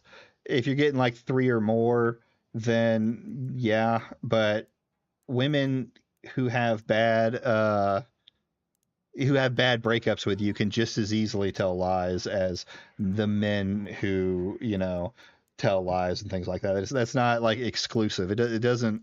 We need to see actual evidence. Now, there is other things with Tectone you can see. The video where he was talking to his wife, that, you know, the emotional abuse he was kind of throwing his way, ways he talks to other people, things like that. But just flat out saying, well, two women said it is dumb. This tweet with a heart, showing she felt like her story had finally been heard here. It was actually around this time of his own controversies beginning to bubble up that Tectone would have resigned from the streamer group he was a part of, that being OTK. And because of this, it was speculated, although of course nothing was really confirmed here either, that Tectone left OTK due to his own controversies and the fact that OTK had become very controversial in of itself. The streamer Mizkif, who was the co-founder of OTK, had become embroiled in his own controversies as well from his ex Emiru. In particular, Emiru was claiming sexual assault, abuse, and harassment against him. Also, this is the same Emiru who was essayed at TwitchCon this year. Man, I feel bad for this girl. She can't catch a break. The initial controversy with Mizkif actually happened all the way back in 2022, but in 2024, when his own controversies were happening, Tectone was actually still a loud and proud member of OTK. So while it's not proven, I do see why people would speculate that Tectone would leave OTK in 2024 when his own SA allegations were happening, simply because he didn't want people bringing up the co-founder's own allegations and linking that to him. Finally, after this particular situation and all the more suspicion being cast upon him, Tectone finally decided to address things a second time. No, it didn't. It's right there. Addressing of things. Don't be saying stuff. It's right there. I was doing it. I got it. Thanks, Kamoji. Here on stream was quite possibly worse than the last time he did this. We're going to talk about everything. However, in regards to a specific situation, I am only going to give you the tip of the iceberg, because the rest I am going to hold until I need to say it. Well, it seems like now would be a pretty good time to say it, given all the questions people have about you in resigning from OTK, as well as all the allegations against you as well. Kinda weird and oddly convenient that you would want to hold back on that information that could totally clear your name here. I appreciate you saying this guy something. Is so dishonest. I want to let you guys know one thing. I am not going to tell you a single lie this entire stream. At least I'm gonna try not to. And you know what's crazy? Oh, and guys, in case you don't know what the allegations are, let's just get them out of the way. I have been accused by my ex-girlfriend of being abusive, mentally abusive, and potential. I've been accused of all those things. And before, there's a guy in chat who's saying, again, this isn't an again thing. This is a one-time thing. Oh, one-time thing, huh? Then how about your ex-wife? Why are you leaving Freem out of this and only talking about Pink? Tectone is just outright lying here to his audience. The truth is, this has happened more than once, and there is a pattern of allegations against him. He doesn't want to admit this, however, since he knows he's already in enough hot water as is with Pink's allegations, and he doesn't want to make it look like there were even more allegations against him already to begin with. He doesn't touch you, doesn't have sex with you, and keeps you around as a blood machine and degrades you. First of all, I've never degraded you. I never have, never will. And the other reason is Pink. Problem with that is we do have actual talks. Like we have actual video proof that you have. You understand why I would not have sex with you. As a victim of assault and myself, I had trauma when it came to having sex. It's funny he says he's not comfortable having sex here because, funny enough, not long afterward, in a different stream, he actually brags about having tons of sex. I just passed the out, dude. Like, I mean, oh, Jesus. I was just having so much sex. I could just, man, I just passed out. I don't know. I just blew my load. Tectone doesn't even try to keep anything consistent here. He's such a big liar, and it's so easy to catch him in a lie. He basically just hopes his audience is dumb enough to believe everything he says at face value without actually fact-checking. It's honestly kind of hilarious that he thinks people won't bother fact-checking things he says. So you owe me. Pink, you implied that I was paying you to suck my... That is not true. You know that's not true. What you would do is, you would go upstairs, you would record your OnlyFans, and then you would beg me to suck my dick. Move this man! You say that I would say, do your job, you don't pay rent. This is factually untrue. Here is you paying rent, not one time, but multiple times. That is you paying rent. And now what you might be thinking is, oh, well, maybe those are just edited screenshots. Well, then if you're not happy with my word, allow me to show you your own. My trauma with Tectone. I have been Tectone's roommate for a year now, and I can say he is one of the most understanding, kindest persons I have ever met, and contrary to popular belief, I do pay rent. I find this incredibly funny and also very intentionally deceptive on Tectone's part because actually Pink never said that she didn't pay rent. What she did say is that Tectone told her she doesn't pay rent, so she has to pay him back in these other ways. Funny enough, Tectone himself would admit in a separate clip that she doesn't pay rent. She said that Tectone told her that since you don't pay rent, you have to pay me back in these other ways. And then we literally saw a video of him doing exactly that. She never said that she never paid rent. She said that he said she never paid rent. Is that the garbage has not been taken out in 7 days. It's Pink's responsibility. And the reality is that she's in my house role-playing as a goth Hooters orderer, waitress. And honestly, it's really annoying because the reality is she doesn't pay rent. The reality is she doesn't pay rent. She's not doing her responsibilities. It's bad. It is fucking bad when Denims calls you out on this shit. Hang on a minute, bro. That is very deceptive on his part. Tectone is such a habitual liar, but it's really funny to me because it's so easy to catch him in a lie. He'll say one thing, that'll get clipped, and then in another clip, funny enough, he'll often say the exact opposite of what he was saying before. This man cannot keep anything consistent to save his own life. It's hilarious, but also kind of sad. After this, Tectone would tweet out about Pink again and try to claim that she knows all the loopholes in the defamation case that he's a part of. Not only knowing Pink's personality is this incredibly dumb seeming, but also it's funny because it doesn't seem like Tectone really understands what defamation is in this case. On the website Law Shelf, it states that for a statement to be considered defamation, it must be about the plaintiff. Even if the statement does not mention him or her by name, it can be actionable on grounds of defamation if a reasonable person would understand the communication as referring to the plaintiff. And seeing as how every person on the internet that even knew about this situation to begin with knew it because of Tectone, it seems like he can't actually sue her at all for defamation. He's the one bringing it up in the first place, so he can't actually sue her for defamation. I also love that he should have split this into 2 videos, one about Tectone and then one about, well, I guess I'm thinking it wrong. I'm thinking tactical, but he's talking about both of these fake Christians. So that's on me.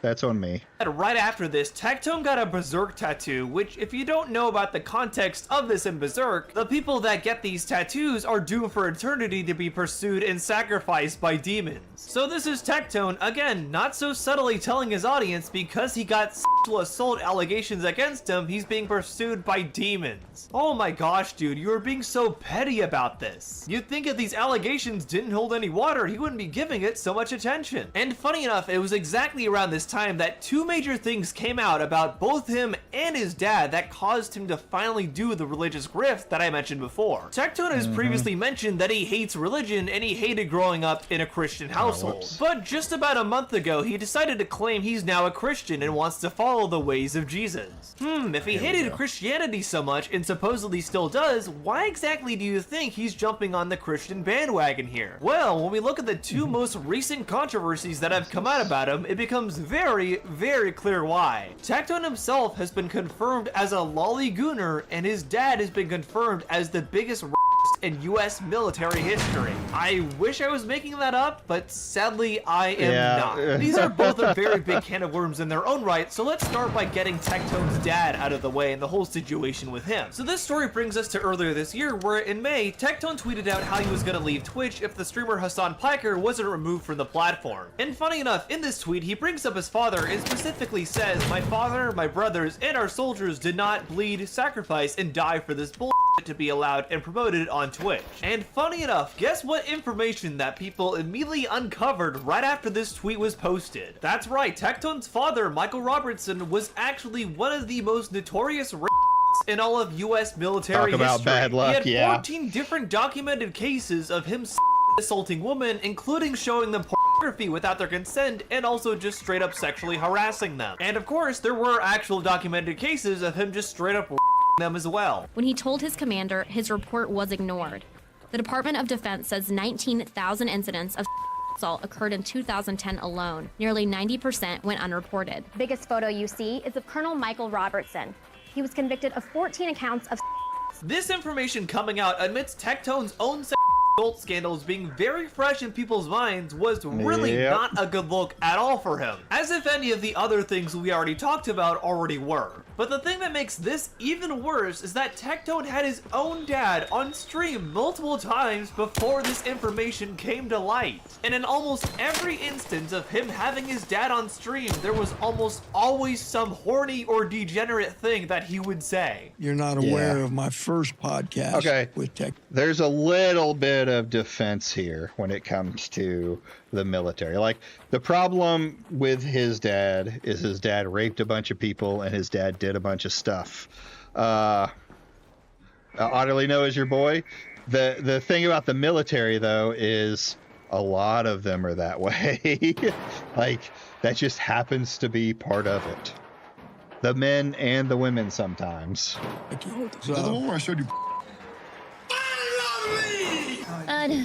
Oh, shit. Do it again. Daddy issues? They all have daddy issues. Well, she has a facial expression as if to say, "Hey, sailor," I like the little short dress. She looks like she works out. First thing he did was he put me into some kind of headset and costume and put me in this AI room. VR chat.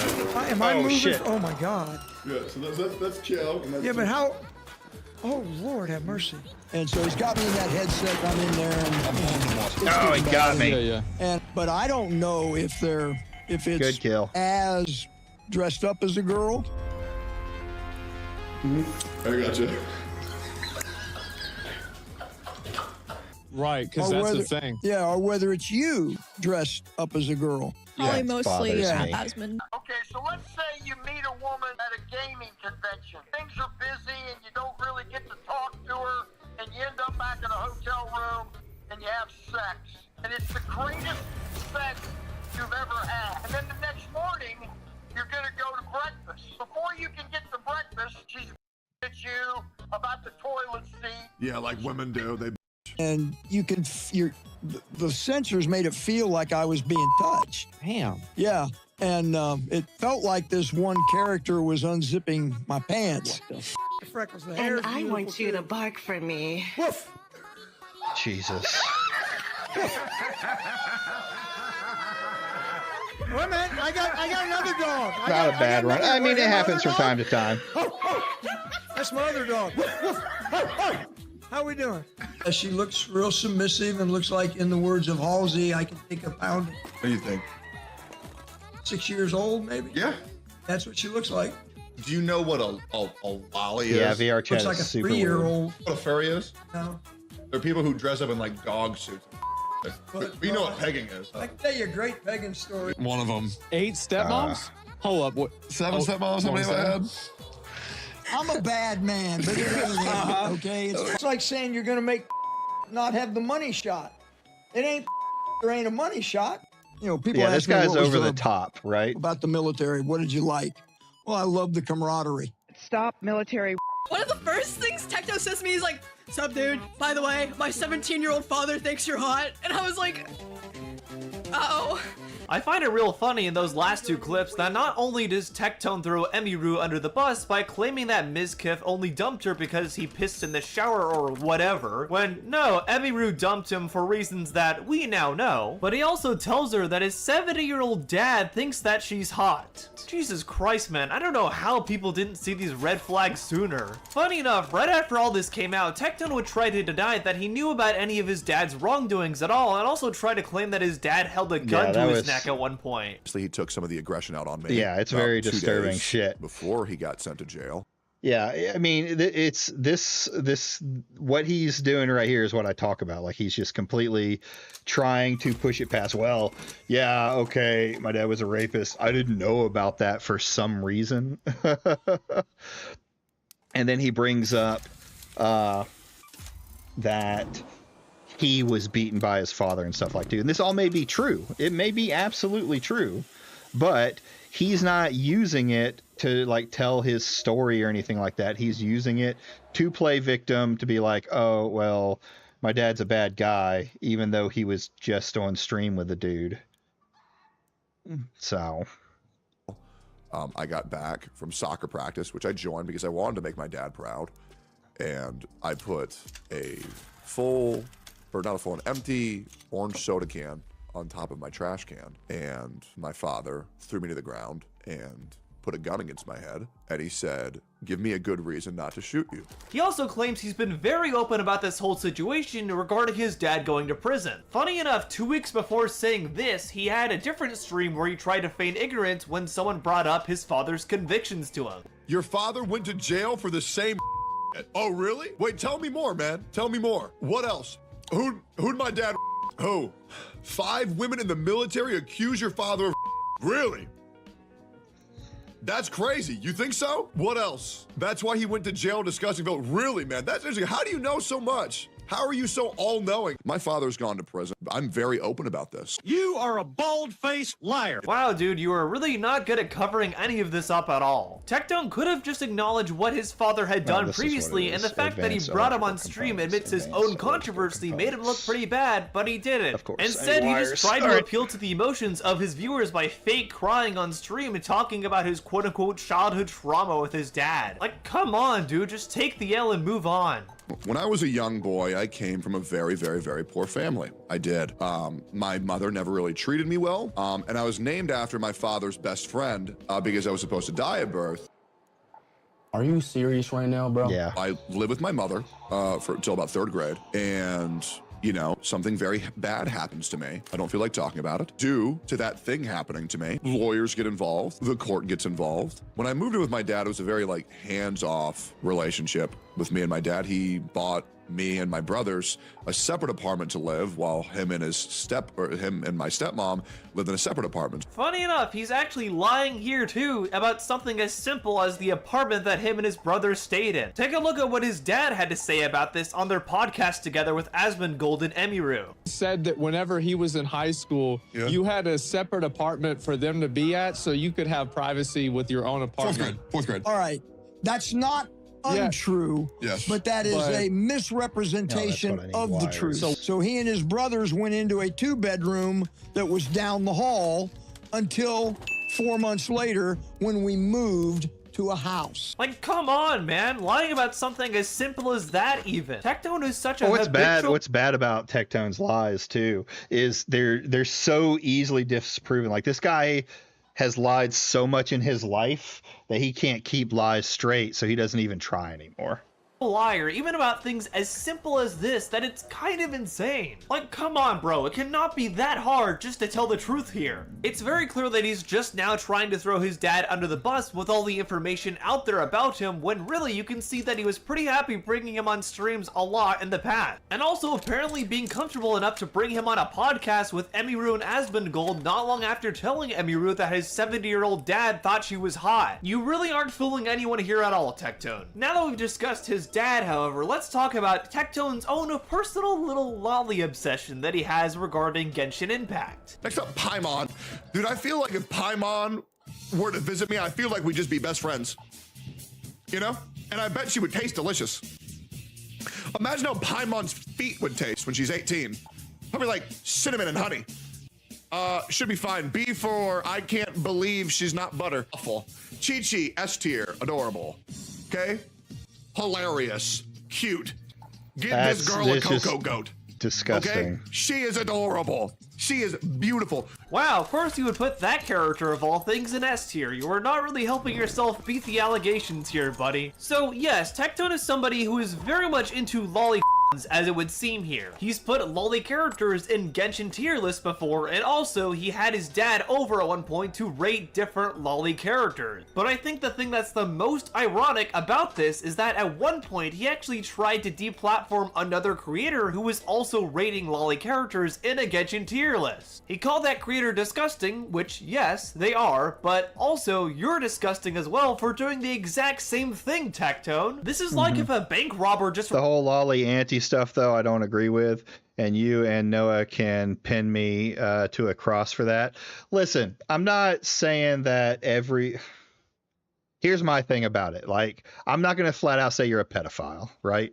I don't think you're flat out a pedophile, but if someone jerks off to videos of like little kids that look like they're 8 or 9, young little kids, then I say you have some kind of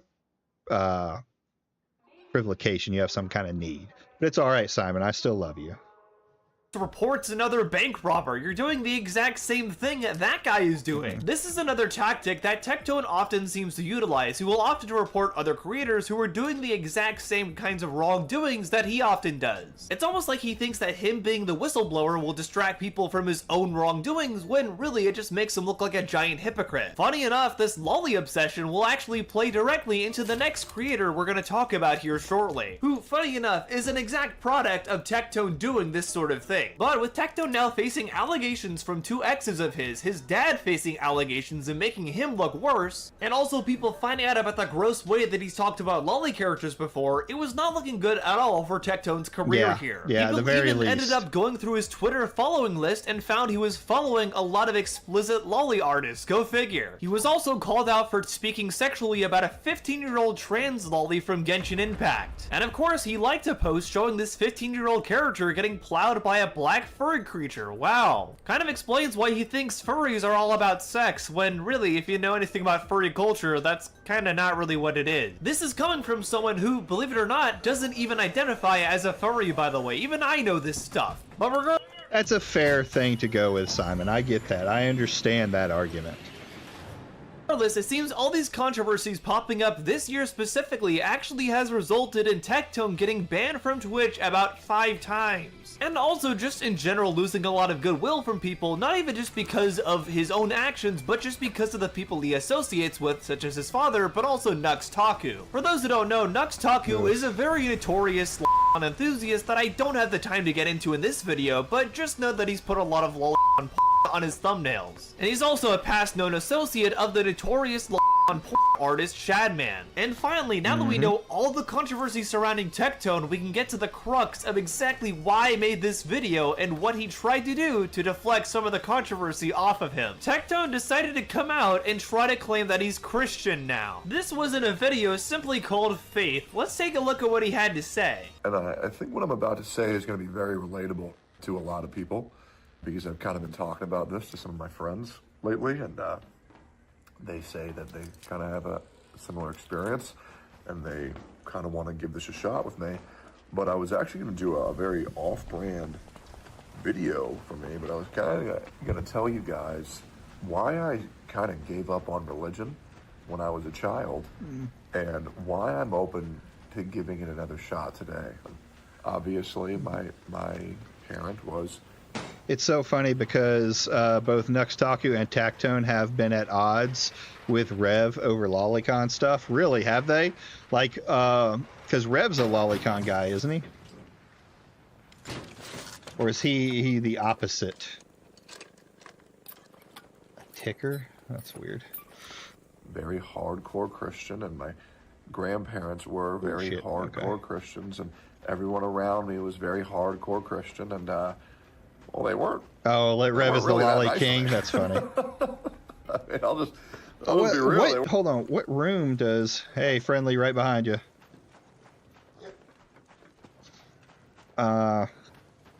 It wasn't like Nux is a Lolly King too. Like his whole channel was built off of lolly porn. Oh, got me.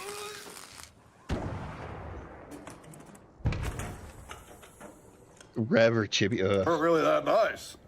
And I'm like, well, these people all suck and they're mean and they tell me to believe in God, but they're really mean to me and they tell me mean stuff. It reminds me of that Waterboy movie with Adam Sandler, where it's like, girls are the devil. You're going to go to hell if you talk to any of those women, which, I mean, to be honest, I think my life would be much easier if I never talked to a woman, but no. Oh, shit. Okay. There we go. Yeah, Nux has no... Alright. Yeah, Nux has no room to call anyone, to say Lolly is bad when he's like, that's what his whole channel was built upon, is Lolly, right? Oh, people are so weird nowadays.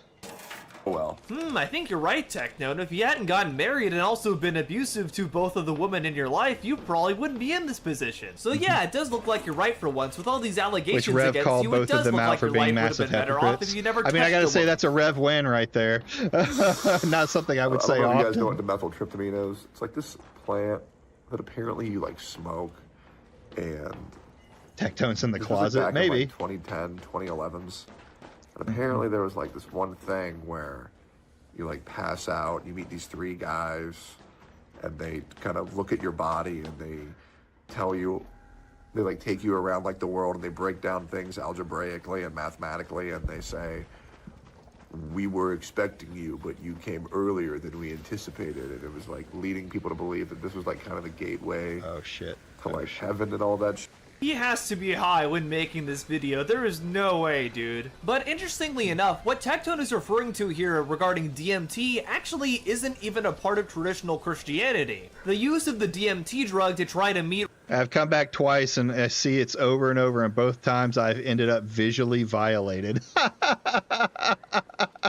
Sorry, Damage. This is the first half. We're getting to Homeboy here in a second. Religious deities is actually most associated with the Santo Oh, Daime shit. religion. Hold on. Funny enough, if you look at what most traditional Christian preachers usually have to say about drugs, they generally consider a sin against God or whatever. Don't judge. Marijuana is just an herb of the Lord. I always say, so is poison oak. But there's a good thing and a bad thing, and you don't want to do that. By the way, you know, remember back in the old days when marijuana used to be illegal? I think now, some of you are like, yeah, I'm so glad it's legal now. Hope that's not Ethan Creekers.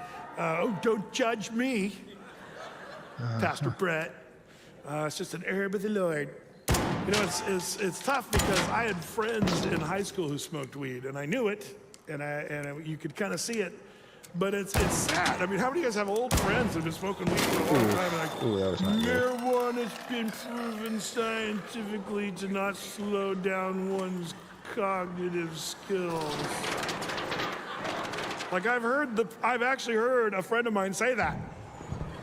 Probably slower than what I just did. What the fuck is all this? and it's kind of sad. So even just right off the bat here, Tectone shows a pretty massive misunderstanding of what traditional Christianity actually is. I've also been kind of just really meditating and realizing what I want to do, what I want to be, and what I want my life to look like when I finish my journey as a content Oh, I'm gonna creator, get the drone. Don't which worry. I'll never be able to retire, guys. I tried. I stayed off Twitter for like 5 days, but I love Twitter so much. It's so bad. It's like I love it and I hate it. It's like PvP. It's so bad. Yeah, no, you didn't really try actually. You uploaded a video a month ago saying you were quitting content creation titled Goodbye for Now, but then 3 days after that video went up, you went right ahead and uploaded another video saying how you couldn't stay off Twitter. You are one of the biggest hypocrites and most blatant liars I think I've ever seen in all of content creation. I think I'm okay with saying this. There was a YouTuber by the name of Tactical Templar. And here we go. It's about to start. Pretty cool, as well as Nuxtaku that made Jesus seem pretty cool. Wow, yeah, great job bringing up the lolly-loving YouTuber who has put barely censored child porn on his thumbnails as an example of a Christian you want to look up to. Oh, sorry, I mean quote-unquote Christian, because I think anyone with a brain can see from 10 miles away that Nuxtaku, of all people, is the farthest thing from a traditional Christian. It's painfully clear throughout this entire video that Tectone doesn't actually know or really care about what Christianity really is or is seen as. He's simply just saying he's considering being a Christian to try and distract people from the things that he's already been accused of many times this year. As we've seen is his tactic with many other situations in the past, he's just trying to distract his audience from the things he's already been accused of. But if you're a regular viewer of this channel, you might find that other name that Tectone brought up there pretty familiar sounding. Tactical Templar. Where have I heard that name before? Oh right, the guy whose brain I apparently live rent-free in. Oh boy. This content creator is named Utterly Noah.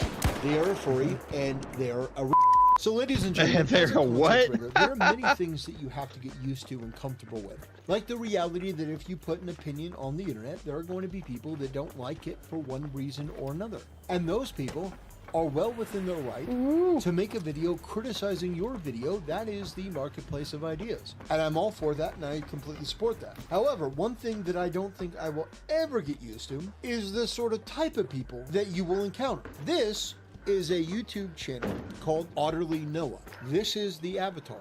This person uses blue sky. The red flags, they are already a building up. Brothers, welcome to the channel. We're gonna look at a bunch of furries that took exception to a bit of content that I made.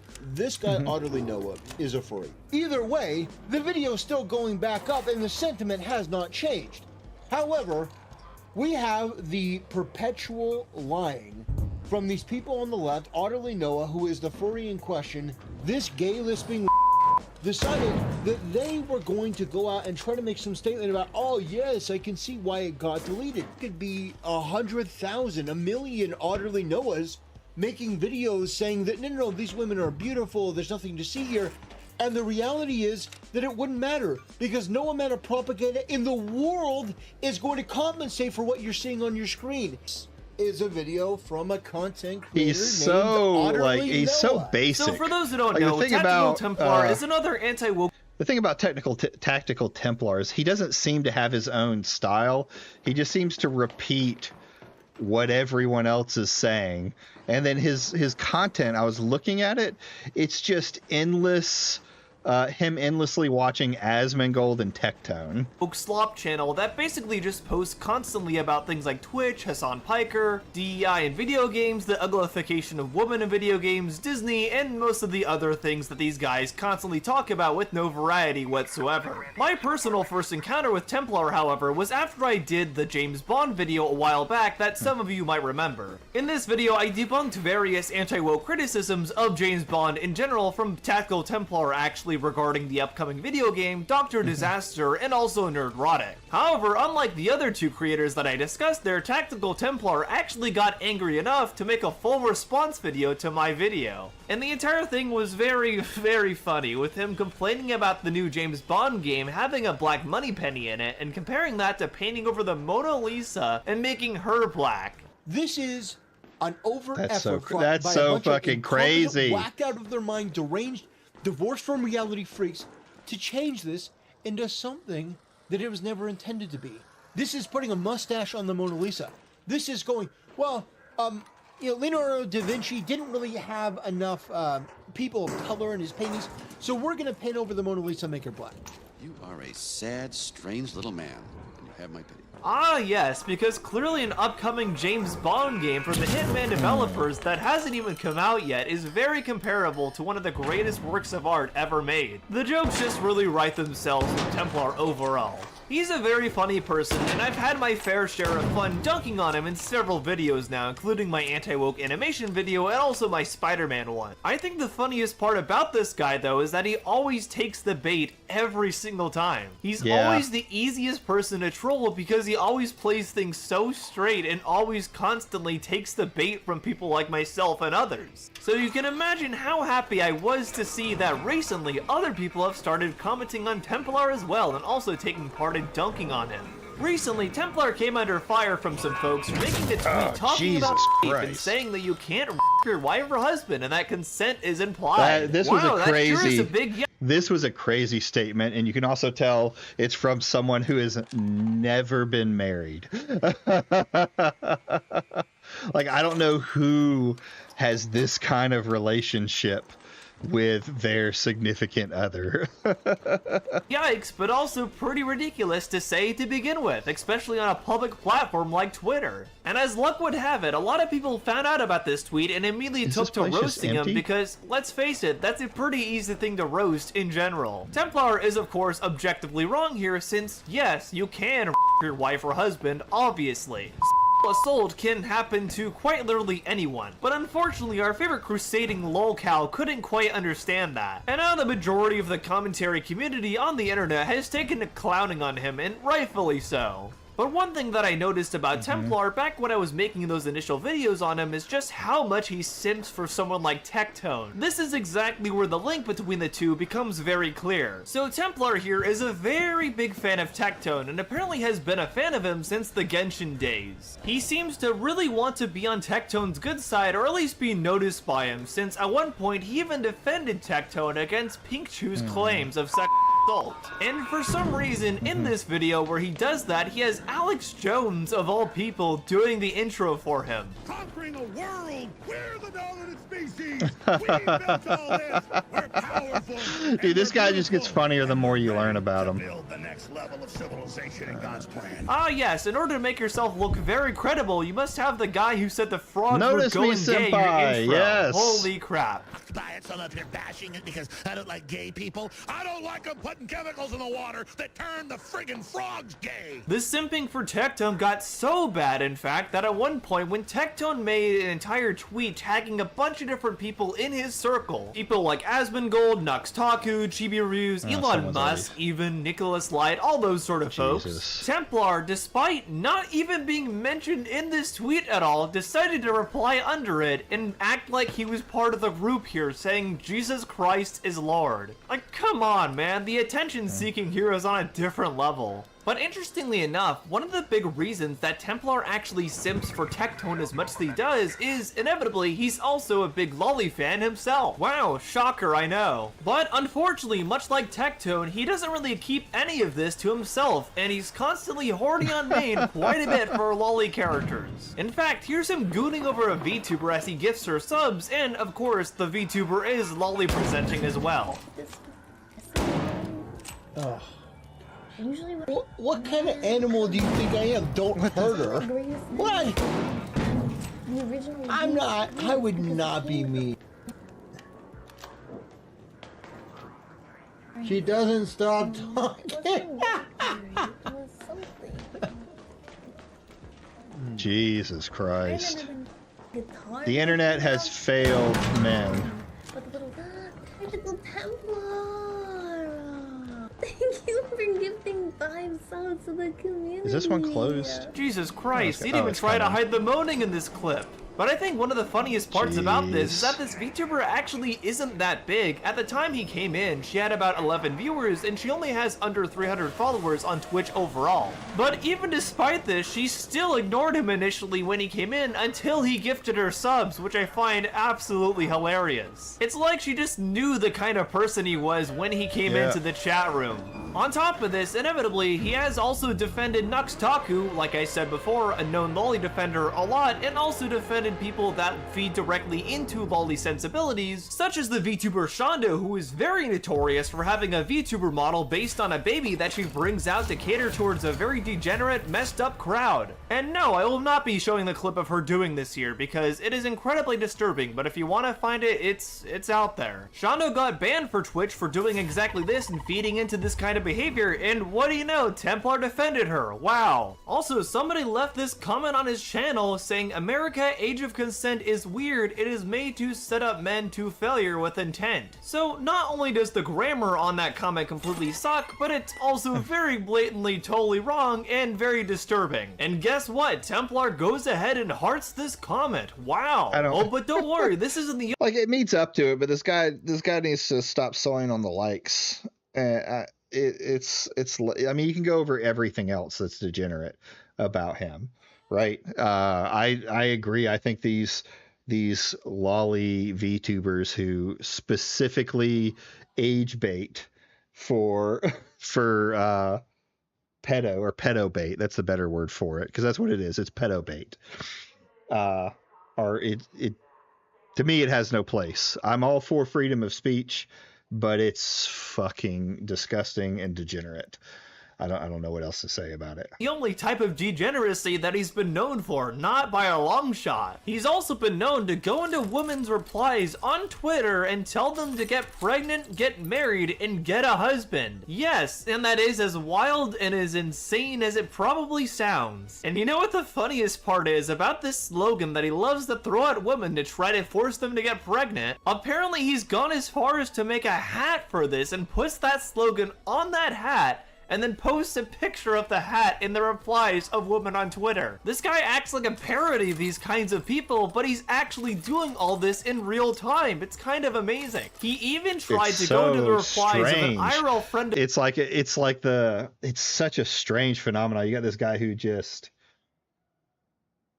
acts like the very embodiment of the worst type of people, and I mean, obviously no one's paying attention to him, but it's baffling. Of mine, Miss Fushi, and tell her that she needed to get pregnant. Well, no one but us who like to look at degenerate people. Or else she was expiring. And yes, that is exactly as stupid as it sounds, and we had a good laugh about that later, the two of us.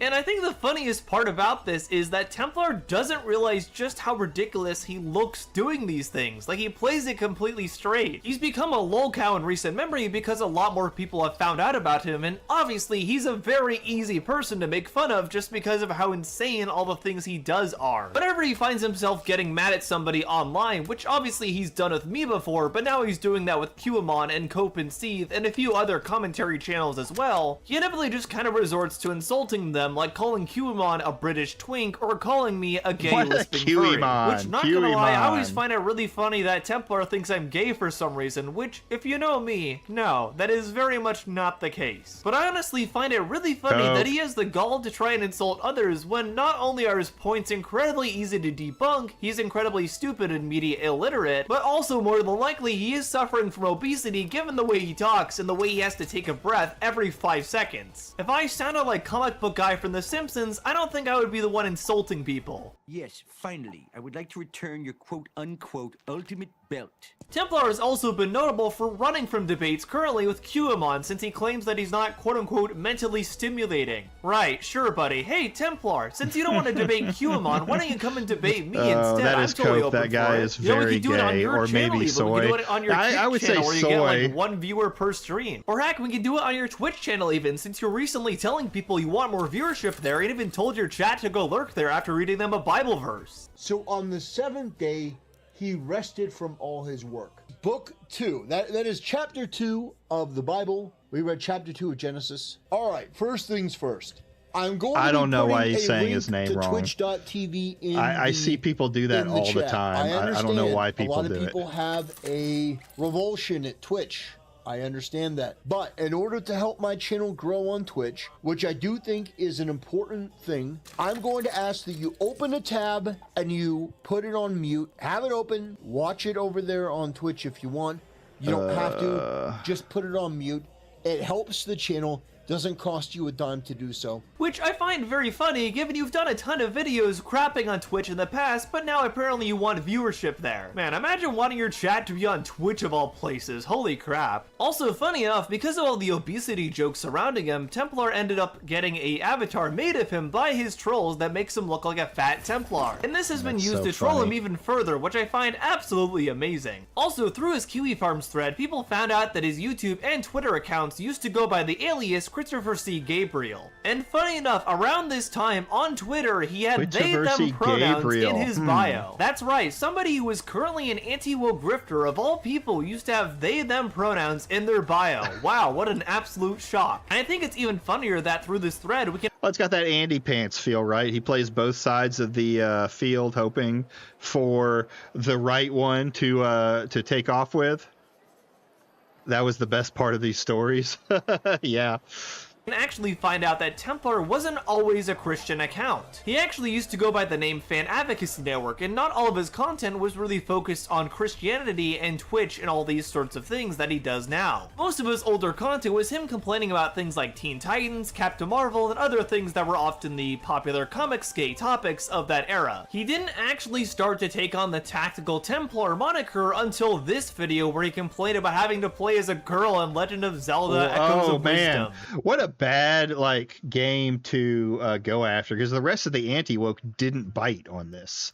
It was pretty much universally like, okay, this is not going to be something we fight over. Wow, what a thin-skinned loser. Oh man, I can't play as a girl in my Zelda game. That's so emasculating. As if you that was the JDA take. What a surprise. VTubers wasn't laughable enough. Oh, also, fun fact, he did a video talking about AI-generated child art and how it could be the quote-unquote next big problem. And in this video, he shows sexualized images of Wendy from Peter Pan, Wendy's the fast food mascot, and Wendy from Gravity Falls, all underage characters. Like, holy crap, man, why are you doing this? I'm honestly kind of astonished that YouTube hasn't taken down that video because of how awful it is. It really makes sense that someone like Tectone would claim that he learned Christianity from someone like Templar of all people. And obviously this is why Templar did switch up his angle of content from being a generic anti-woke content creator to having a more quote-unquote Christian Crusader angle with it, because he wanted to A, appeal directly to that crowd without actually knowing much of what Christianity is at all, and also he wanted to use this as a way to try to get closer to the anti-woke content creators that he looked up to.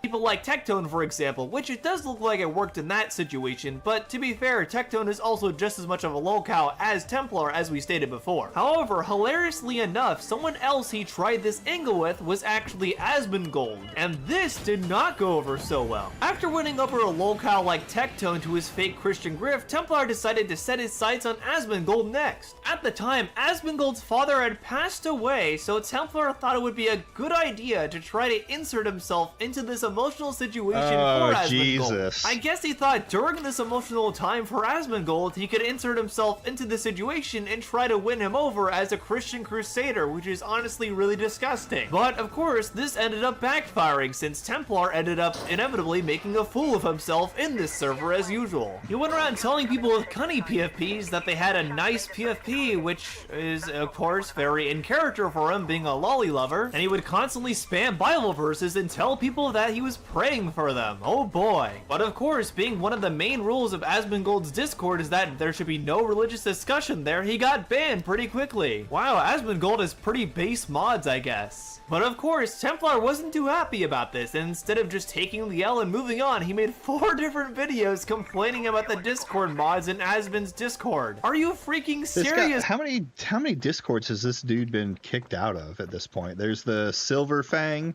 I think. I don't know a lot about that one. I know he got kicked out of her Discord and Asmongold's of all places Discord. Jesus. Bro, you could have just not continued to make a fool of yourself, but you made it even worse by making videos on them. And of course, this is something that also was recounted in the Kiwi Farms thread because it's just too funny and too good not to mention. Oh, and to make things even worse, Templar actually ended up reading his own Kiwi Farms thread on stream. Yes, I can't believe, like, I saw this and I mean, I'm going to pretty much say what everyone else says. If this happens to you, don't read it on stream. Like, why would you ever read your Kiwi Farms thread on stream? It's just asking to spread in any situation. Like if you get doxxed, if you get, I don't know what else to think of. If someone puts your face out there or anything like that, that you don't want it to be signal boosted, well, just don't talk about it. And it tends to not go away, but disappear quicker, I guess.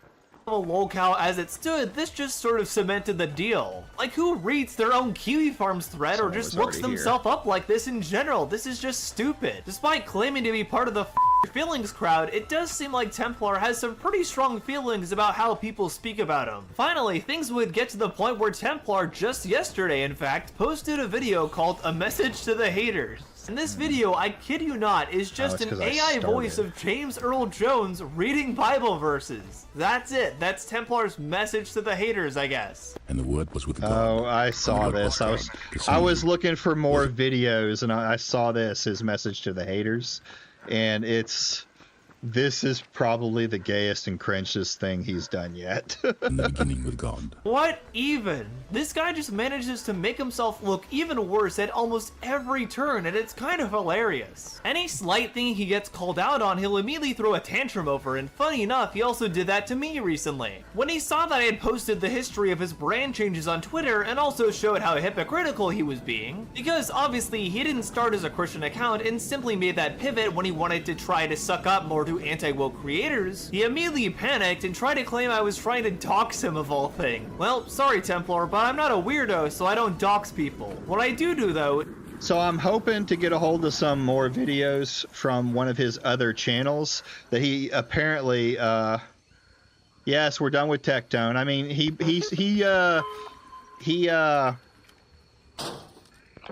jump scares you with him every now and again, but he's pretty much done talking to him. But yeah, apparently someone shit.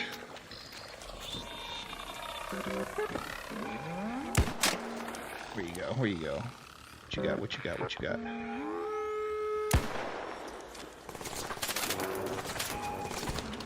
Alright. Come on then, bud.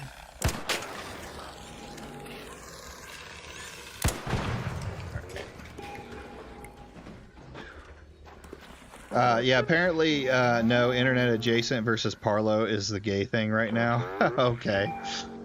But, yeah, apparently he tried to, or Diesel found his, one of his old account, but before Diesel could look at it in real time, he, he, deleted the entire channel. But it sounds like videos may have been already downloaded. Everything may have already been, taken care of. So I'm seeing if I can get that coverage, and we'll go over it on stream. Is debunk them and show the hypocrisy in their statements, and that's exactly what I did there, which is exactly why you had a big crash out. You guys make it way too easy. Ultimately, it actually does kind of seem like Tectone and Templar are basically made for each other anyway, since neither of them can handle criticism and they always crash out or deflect whenever they're called out on things. It makes sense that, of all people, Tectone would have learned quote-unquote Christianity from somebody like Templar. To be honest, given how thin-skinned these people are, they kind of both remind me of Andy Pants Gaming, who, funny enough, is also somebody that has come to my channel before. As a lot of you may know, Andy Pants Gaming actually started as someone who simply talked about Xbox games and made normal content on that before switching over to the anti-woke Rift. And around the time of doing this, he actually tried to start beef with the Axeman, who he thought was a woke YouTuber. And apparently the reason he thought Axeman was woke was because he wasn't covering woke games like he was and making the same anti-woke slop content that Andy was. And as a result, he called him a gay communist. Yeah, right. Clearly he's a gay communist just because Yeah, he's but not that's making just Andy slop Pants content. is like a So true finally, after grifter. making a bunch of slop videos complaining about shit. the Axeman and saying he was a woke communist now, Andy finally got his wish and ended up on a debate with the Axeman. And this debate was a complete disaster because Andy got totally bodied here by the Axeman. Wow, shocker. And as a result, since the debate had been streamed on his channel before, he tried to hide it by simply age restricting the video and also turning off comments and eventually privating the video altogether. So after a while, Axeman just uploaded the entire video on his channel instead, and Andy actually copyright struck this video like a coward. This guy was such a massive pussy that he couldn't even show that he got totally owned in this debate. So we're on to as a Andy result, Pants. after this, he was pretty We'll stop it here. I know all about Andy Pants. I mean, I've followed him for a while. He still gets into it with the K Chuck or K Cuck or whatever her name is. There we go. Like Smash JT. Yes, I know quite a bit about Smash JT. We'll say I'm getting to be known as the Smash JT guy. All right, we're just gonna get out of here because we came in late. We're not getting any good gear. Not a good run. I may just play. We only got about 30 minutes left. It'll take me longer to watch the next video. Oh, god dang. All right. Let's get the fuck out of here. But yeah, Andy Pants is definitely the definition of a grifter. I could see it with people like Tactical Templar too. Tactical Templar is just really bad at it. Like I mean, Andy's bad at it, but Andy is at least so bad he's entertaining. Tactical Templar is just... He's like Andy Pants Lite.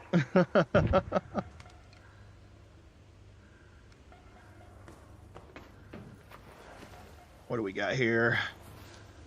So, but that was Angry Noah talking about the Christians. Well, this one's only 15 minutes. Maybe we'll listen. Does this go over anything new? Yeah, this was one that they were talking about. We'll watch this while we go. Hello, everyone. Today's video is an absolutely hilarious situation that needs as many eyes on it as possible. So how many of you have seen anything going on with the creator, Tactical Templar? He's one of those right-wing super Christian guys. He only makes videos on people like Hassan or JD Vance. I mean, we all know the type, the quartering types. Well, recently, he's been absolutely engulfed in controversy right now, as it turns out, despite coming across as this Sigma alpha male, everyone else is always wrong type of mindset, the guy turned out to be an absolute lolcow with some of the absolute worst takes I have ever seen online. So for the purpose of this video, I figured I'd just go through some of the highlights of this guy's career, and together, you know, we can all just collectively point... So this is the guy who's going at it with Parlo, right? ...and laugh. But before we get into that, make sure to subscribe so that I can feed my starving family. So like I said, this guy is all over the place right now, and it's just hilarious to make fun of him. The dude is genuinely a moron. Let's start off with some of the interesting content that he's made on his channel. A tweet by Nick Andros highlights such hood classics as Twitch hates VTubers. Okay, I'll say it. Dr. Disrespect did nothing wrong. And Nux Taku's haters try to get me to condemn him. So, you may be asking, why the hell would you ever defend Dr. Disrespect and Nux Taku? Well, it's simple. This guy does team sports. If it wasn't obvious, he LARPs as a Christian to try and play team sports with big right-wing creators. I actually think it's super crazy to try and grift off of your own religion, but hey, that's just me. But yeah, I think defending Lolicon, Nux Taku, and Dr. Disrespect, who admitted to doing one of the craziest and most morally reprehensible things you could do in general, you know, it might just be like a little bit of a bad idea. I mean, just like a little bit, not exactly the brightest. It might get you a bit of a bad rep to do something like this. Now you may be asking about the other video there, the one about the VTuber. This VTuber dresses up as a child that acts, let's just say, really weird online. And once again, Templar for some reason defended them. If you're actually wondering what this VTuber's content looks like, I'm not comfortable enough having that on my channel, and I feel like that should tell you everything about them. Now, one thing that's very prevalent is Templar's gooning and how he's just such a big degenerate. Now, okay, listen. unpopular opinion, but if you're doing shit behind closed doors and DMs or any of that, I don't really give a flying fuck what you do. Be as freaky as you want in private. Just don't make your weird freak shit public. Listen, everyone fucks, okay?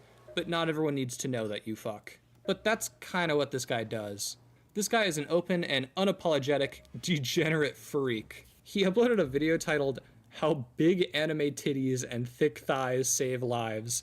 I wish I was making that up. If you're a gooner freak in DMs, that's one thing, but being open about it is kind of cringe. Hell, I mean, this is a clip of him donating to a VTuber on stream. Wow. Listen, can I delete this fucking message, bro? Ugh. Usually what kind of animal do you think I am? Don't hurt her. My greatest What? memory for playing fucking the original. I'm Lite not. I Lite would because it not came be with the mean. fucking- That's not even the end of this. Someone actually left a comment on his channel saying, "American age of consent is weird.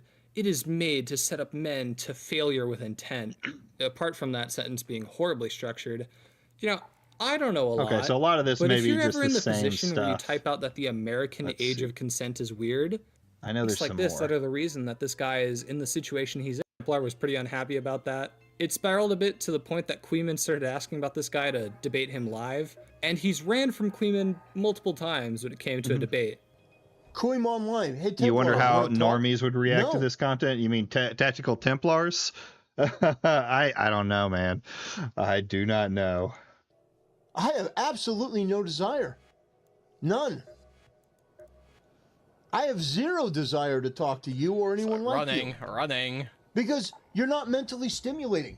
And the person that they keep asking me to debate, if you want to know my I feel chat like line- if you have to tell people they're not mentally stimulating, that you just don't have anything else to say in that situation.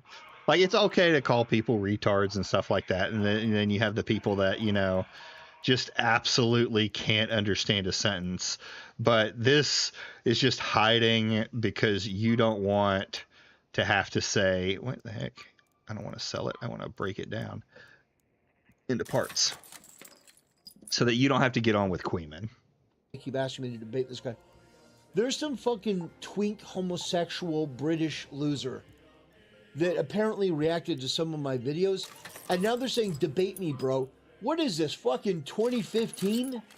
The debate me, bro, guys? No. But he still has the balls to make fun of him live on stream. This is epic. It's epic. Well, is it, right? Is it epic?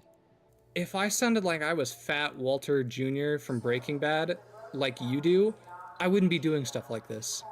Like, if I sounded like my fucking mouth was drooping, then the last thing I do is make fun of someone for how they sound.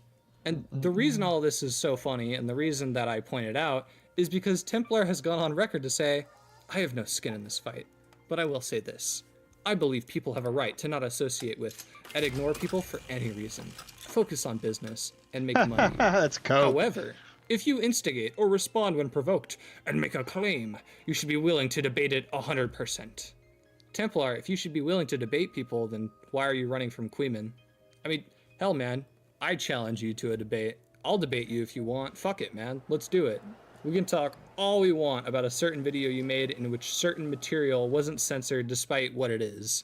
I do not recommend you go watch this video, but if you do know, then you know what I'm talking about. And if you want to know how this guy gets even more pathetic, the two specific instances I want to highlight are when he read through his own Kiwi Farms thread and when he made 4 separate videos on the rules in Asmongold's Discord server. In his newest stream from about an hour ago as the time of me writing this, he streamed himself reading through his own Kiwi Farms thread. And listen, for those of you who aspire to be content creators, let me just give you a little bit of personal advice. If you know someone who reads through their own Kiwi Farms thread or reads about themselves or searches themselves up on websites like Twitter and Reddit, fucking cut all contact because that person is a lol cow with training wheels. And in regards to the Asmongold video, he made 4 whole videos about Asmongold's server and the mods in it. And this whole thing happened because Asmon has a rule in his server where people can't talk about things like religion. Pretty standard Discord rule. But Templar actually went to the mods of the server to bitch about it and then got upset when he got banned. The reason that Templar actually joined Asmongold's server in the first place is because this whole thing happened at the time Templar actually did and said, because believe it or not, when Templar talked about this incident, he wasn't exactly honest, which, is anyone shocked? Oh, hold on, Dickers. Asmongold's dad died. Yeah, he joined to try and insert himself into that and grift to try to get close to Asmund. It's going to be Vincent's favorite That's actually guy. like disgustingly gross. Dickers actually took one for the team and went into Asmund's Discord server to find all the logs of what Templar actually did and said, because believe it or not, when Templar talked about this incident, he wasn't exactly honest, which, is anyone shocked? He joined and immediately talked about praying. He was posting Bible verses, saying shit like, I hope Asmongold and his father are in everyone's prayers, telling people with cunny PFPs that their profiles are nice, which is truly more sus than any character from Among Us. He made everything about religion, and eventually the mods kind of were just like, all right, fuck this, and they cracked down on it. Templar decided to argue with them, and he ended up getting banned. And that's when he made all these shitty videos calling out the mods. This guy is a complete fucking pathetic lolcow Spurg. He fits every single criteria. Spurging publicly, he's a public gooner. I mean, he made a fucking video on how he was unhappy with the rules in a Discord server. The rules are vague. No religious topics. Well, what is a topic? I'm not here to get like Jordan Peterson. Like, what is? No, like a religious topic. Okay, so we're not going to have a back and forth like you're a Muslim, I'm a Christian, we're going back and forth, we're talking about our religion. I understand that. That makes perfect sense. But just saying scripture, like John 3:16, for example, that's banned? Dude, that is like different fucking levels of pathetic. I actually, like, I don't have the mental capacity to understand how much of a loser you are to do something like that. Now, one last thing before I end the video.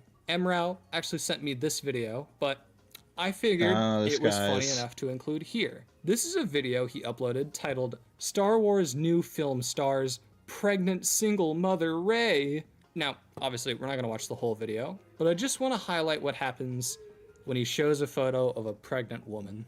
Go. Yes, you see that correctly. Rey? Remember Rey? Well, she's pregnant. I need to start watching just some of this guy's videos. He fucking rubbed his hands at seeing a pregnant woman. That is such a weird So he got response. banned from Asmon's server? Yes. But I don't think it's he has been banned from funny. Asmon's server. As of right now, that is basically everything I could find. This guy sucks. Listen, totally up to talk to you, Templar. If enough information comes out, I'll cover it in a part 2. And like I said, Templar, if you're watching this, then I am totally willing to debate you on live, bro. You can host it, man. I just want to poke. So there it is. I'm going to hit one more run, and then we're going to call it. I'll watch this one later. We may watch this one on Friday. We might watch something else. I might pull together some videos of Tactical Templars, and we'll go over them and, you know, see what he says, see what he talks about, maybe get a few good laughs. Bro, you know, the guy is unhinged for that to happen, and you don't even make it in Asmongold's. Yeah, I mean, how do you be an anti-woker and get kicked out of Asmongold's server? But I guess, I mean, you have to follow the. Even Asmongold has rules, and he's never been much of a Christian. I need ammo.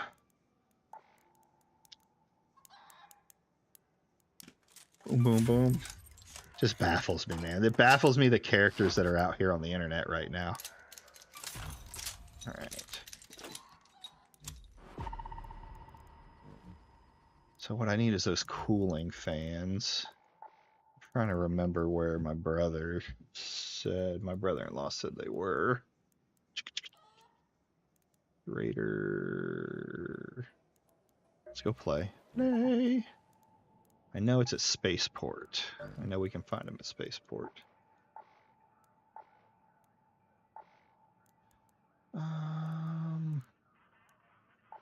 Compensator's going on that bad boy. Can I upgrade this thing? Do I have stuff? No.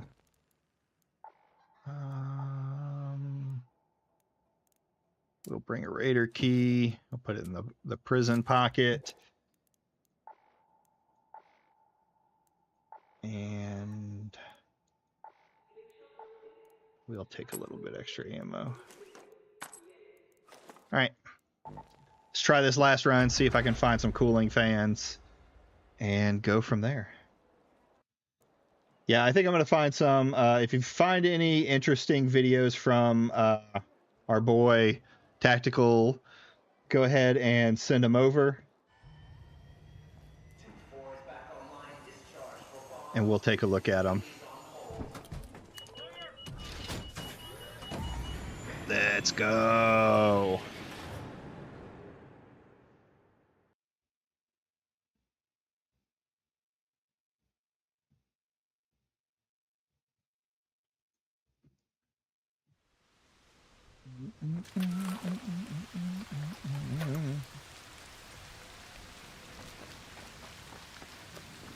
Let's see, where are we?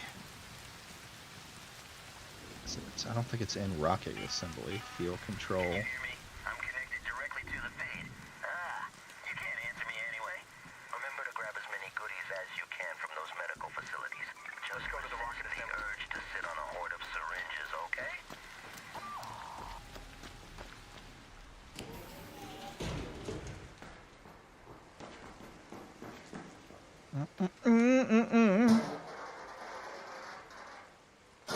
Let's go. I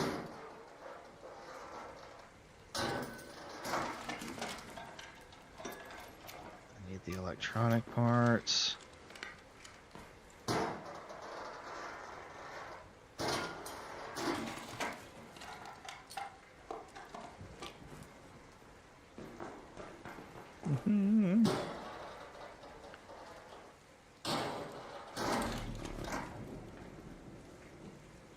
Oh man, are we halfway through? Really?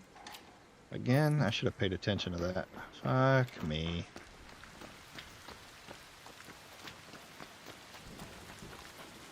Let's see. I mean, we'll head there and see what we can find. Luckily, I brought a raider key so I can... I should have done a night raid for this last one.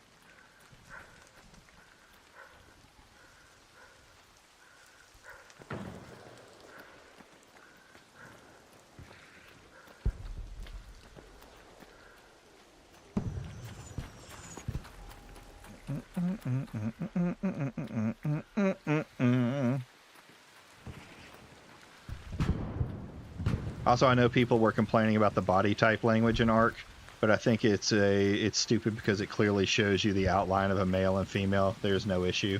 Yeah, I mean, that's what they were trying to sit on. The only people that I really saw dive into it was like Endymion and did Grums even say anything?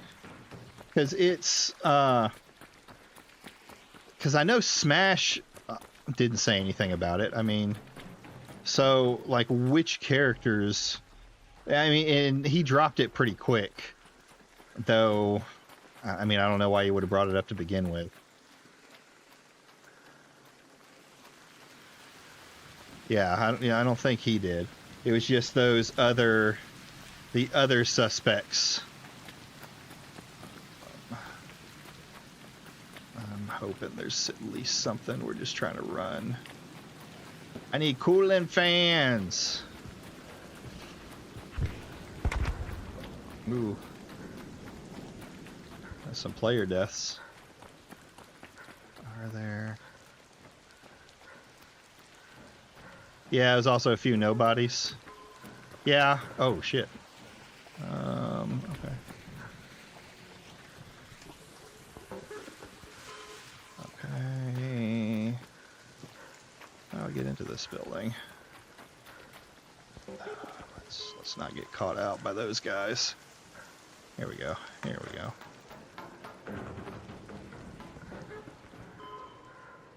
Wait, is this dead? Oh, it's a zip line. Nice.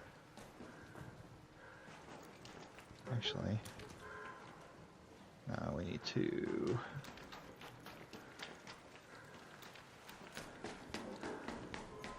Yeah, this doesn't exactly get me where I want to go. That probably is, though. That probably is. I mean, there are those guys that come in and they, oh shit.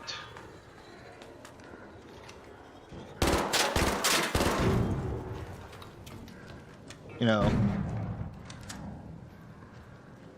that'll just come in and say it, like the normal anti-woker, the nobody anti-wokers may say it, especially if someone like Endymion says it. This place has been cleared out. Yeah. Oh shit. Yeah. I'm basically fighting respawns. This is terrible. Let's just get out of here. North Trench Tower. No, I don't even want to waste that. Where's the... Well, I may have to. Yeah, let's just get out of here. But it's... Every time, like, I don't think any of them realize that every time that they put up these fights with games that are good, it only ruins their credibility, right? It doesn't help them at all in any way whatsoever.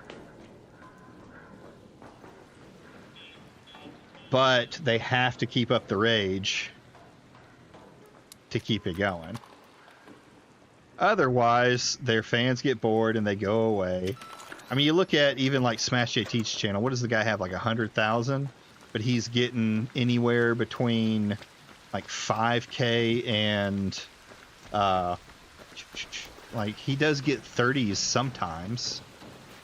5K and 30K viewers for what? For his side channel, he should be getting a lot more. Pandering? Yeah, I mean, you could definitely call pandering, and there's examples of pandering, right? It's not, you know, you can point towards it. Where is he? Or if I can hide here.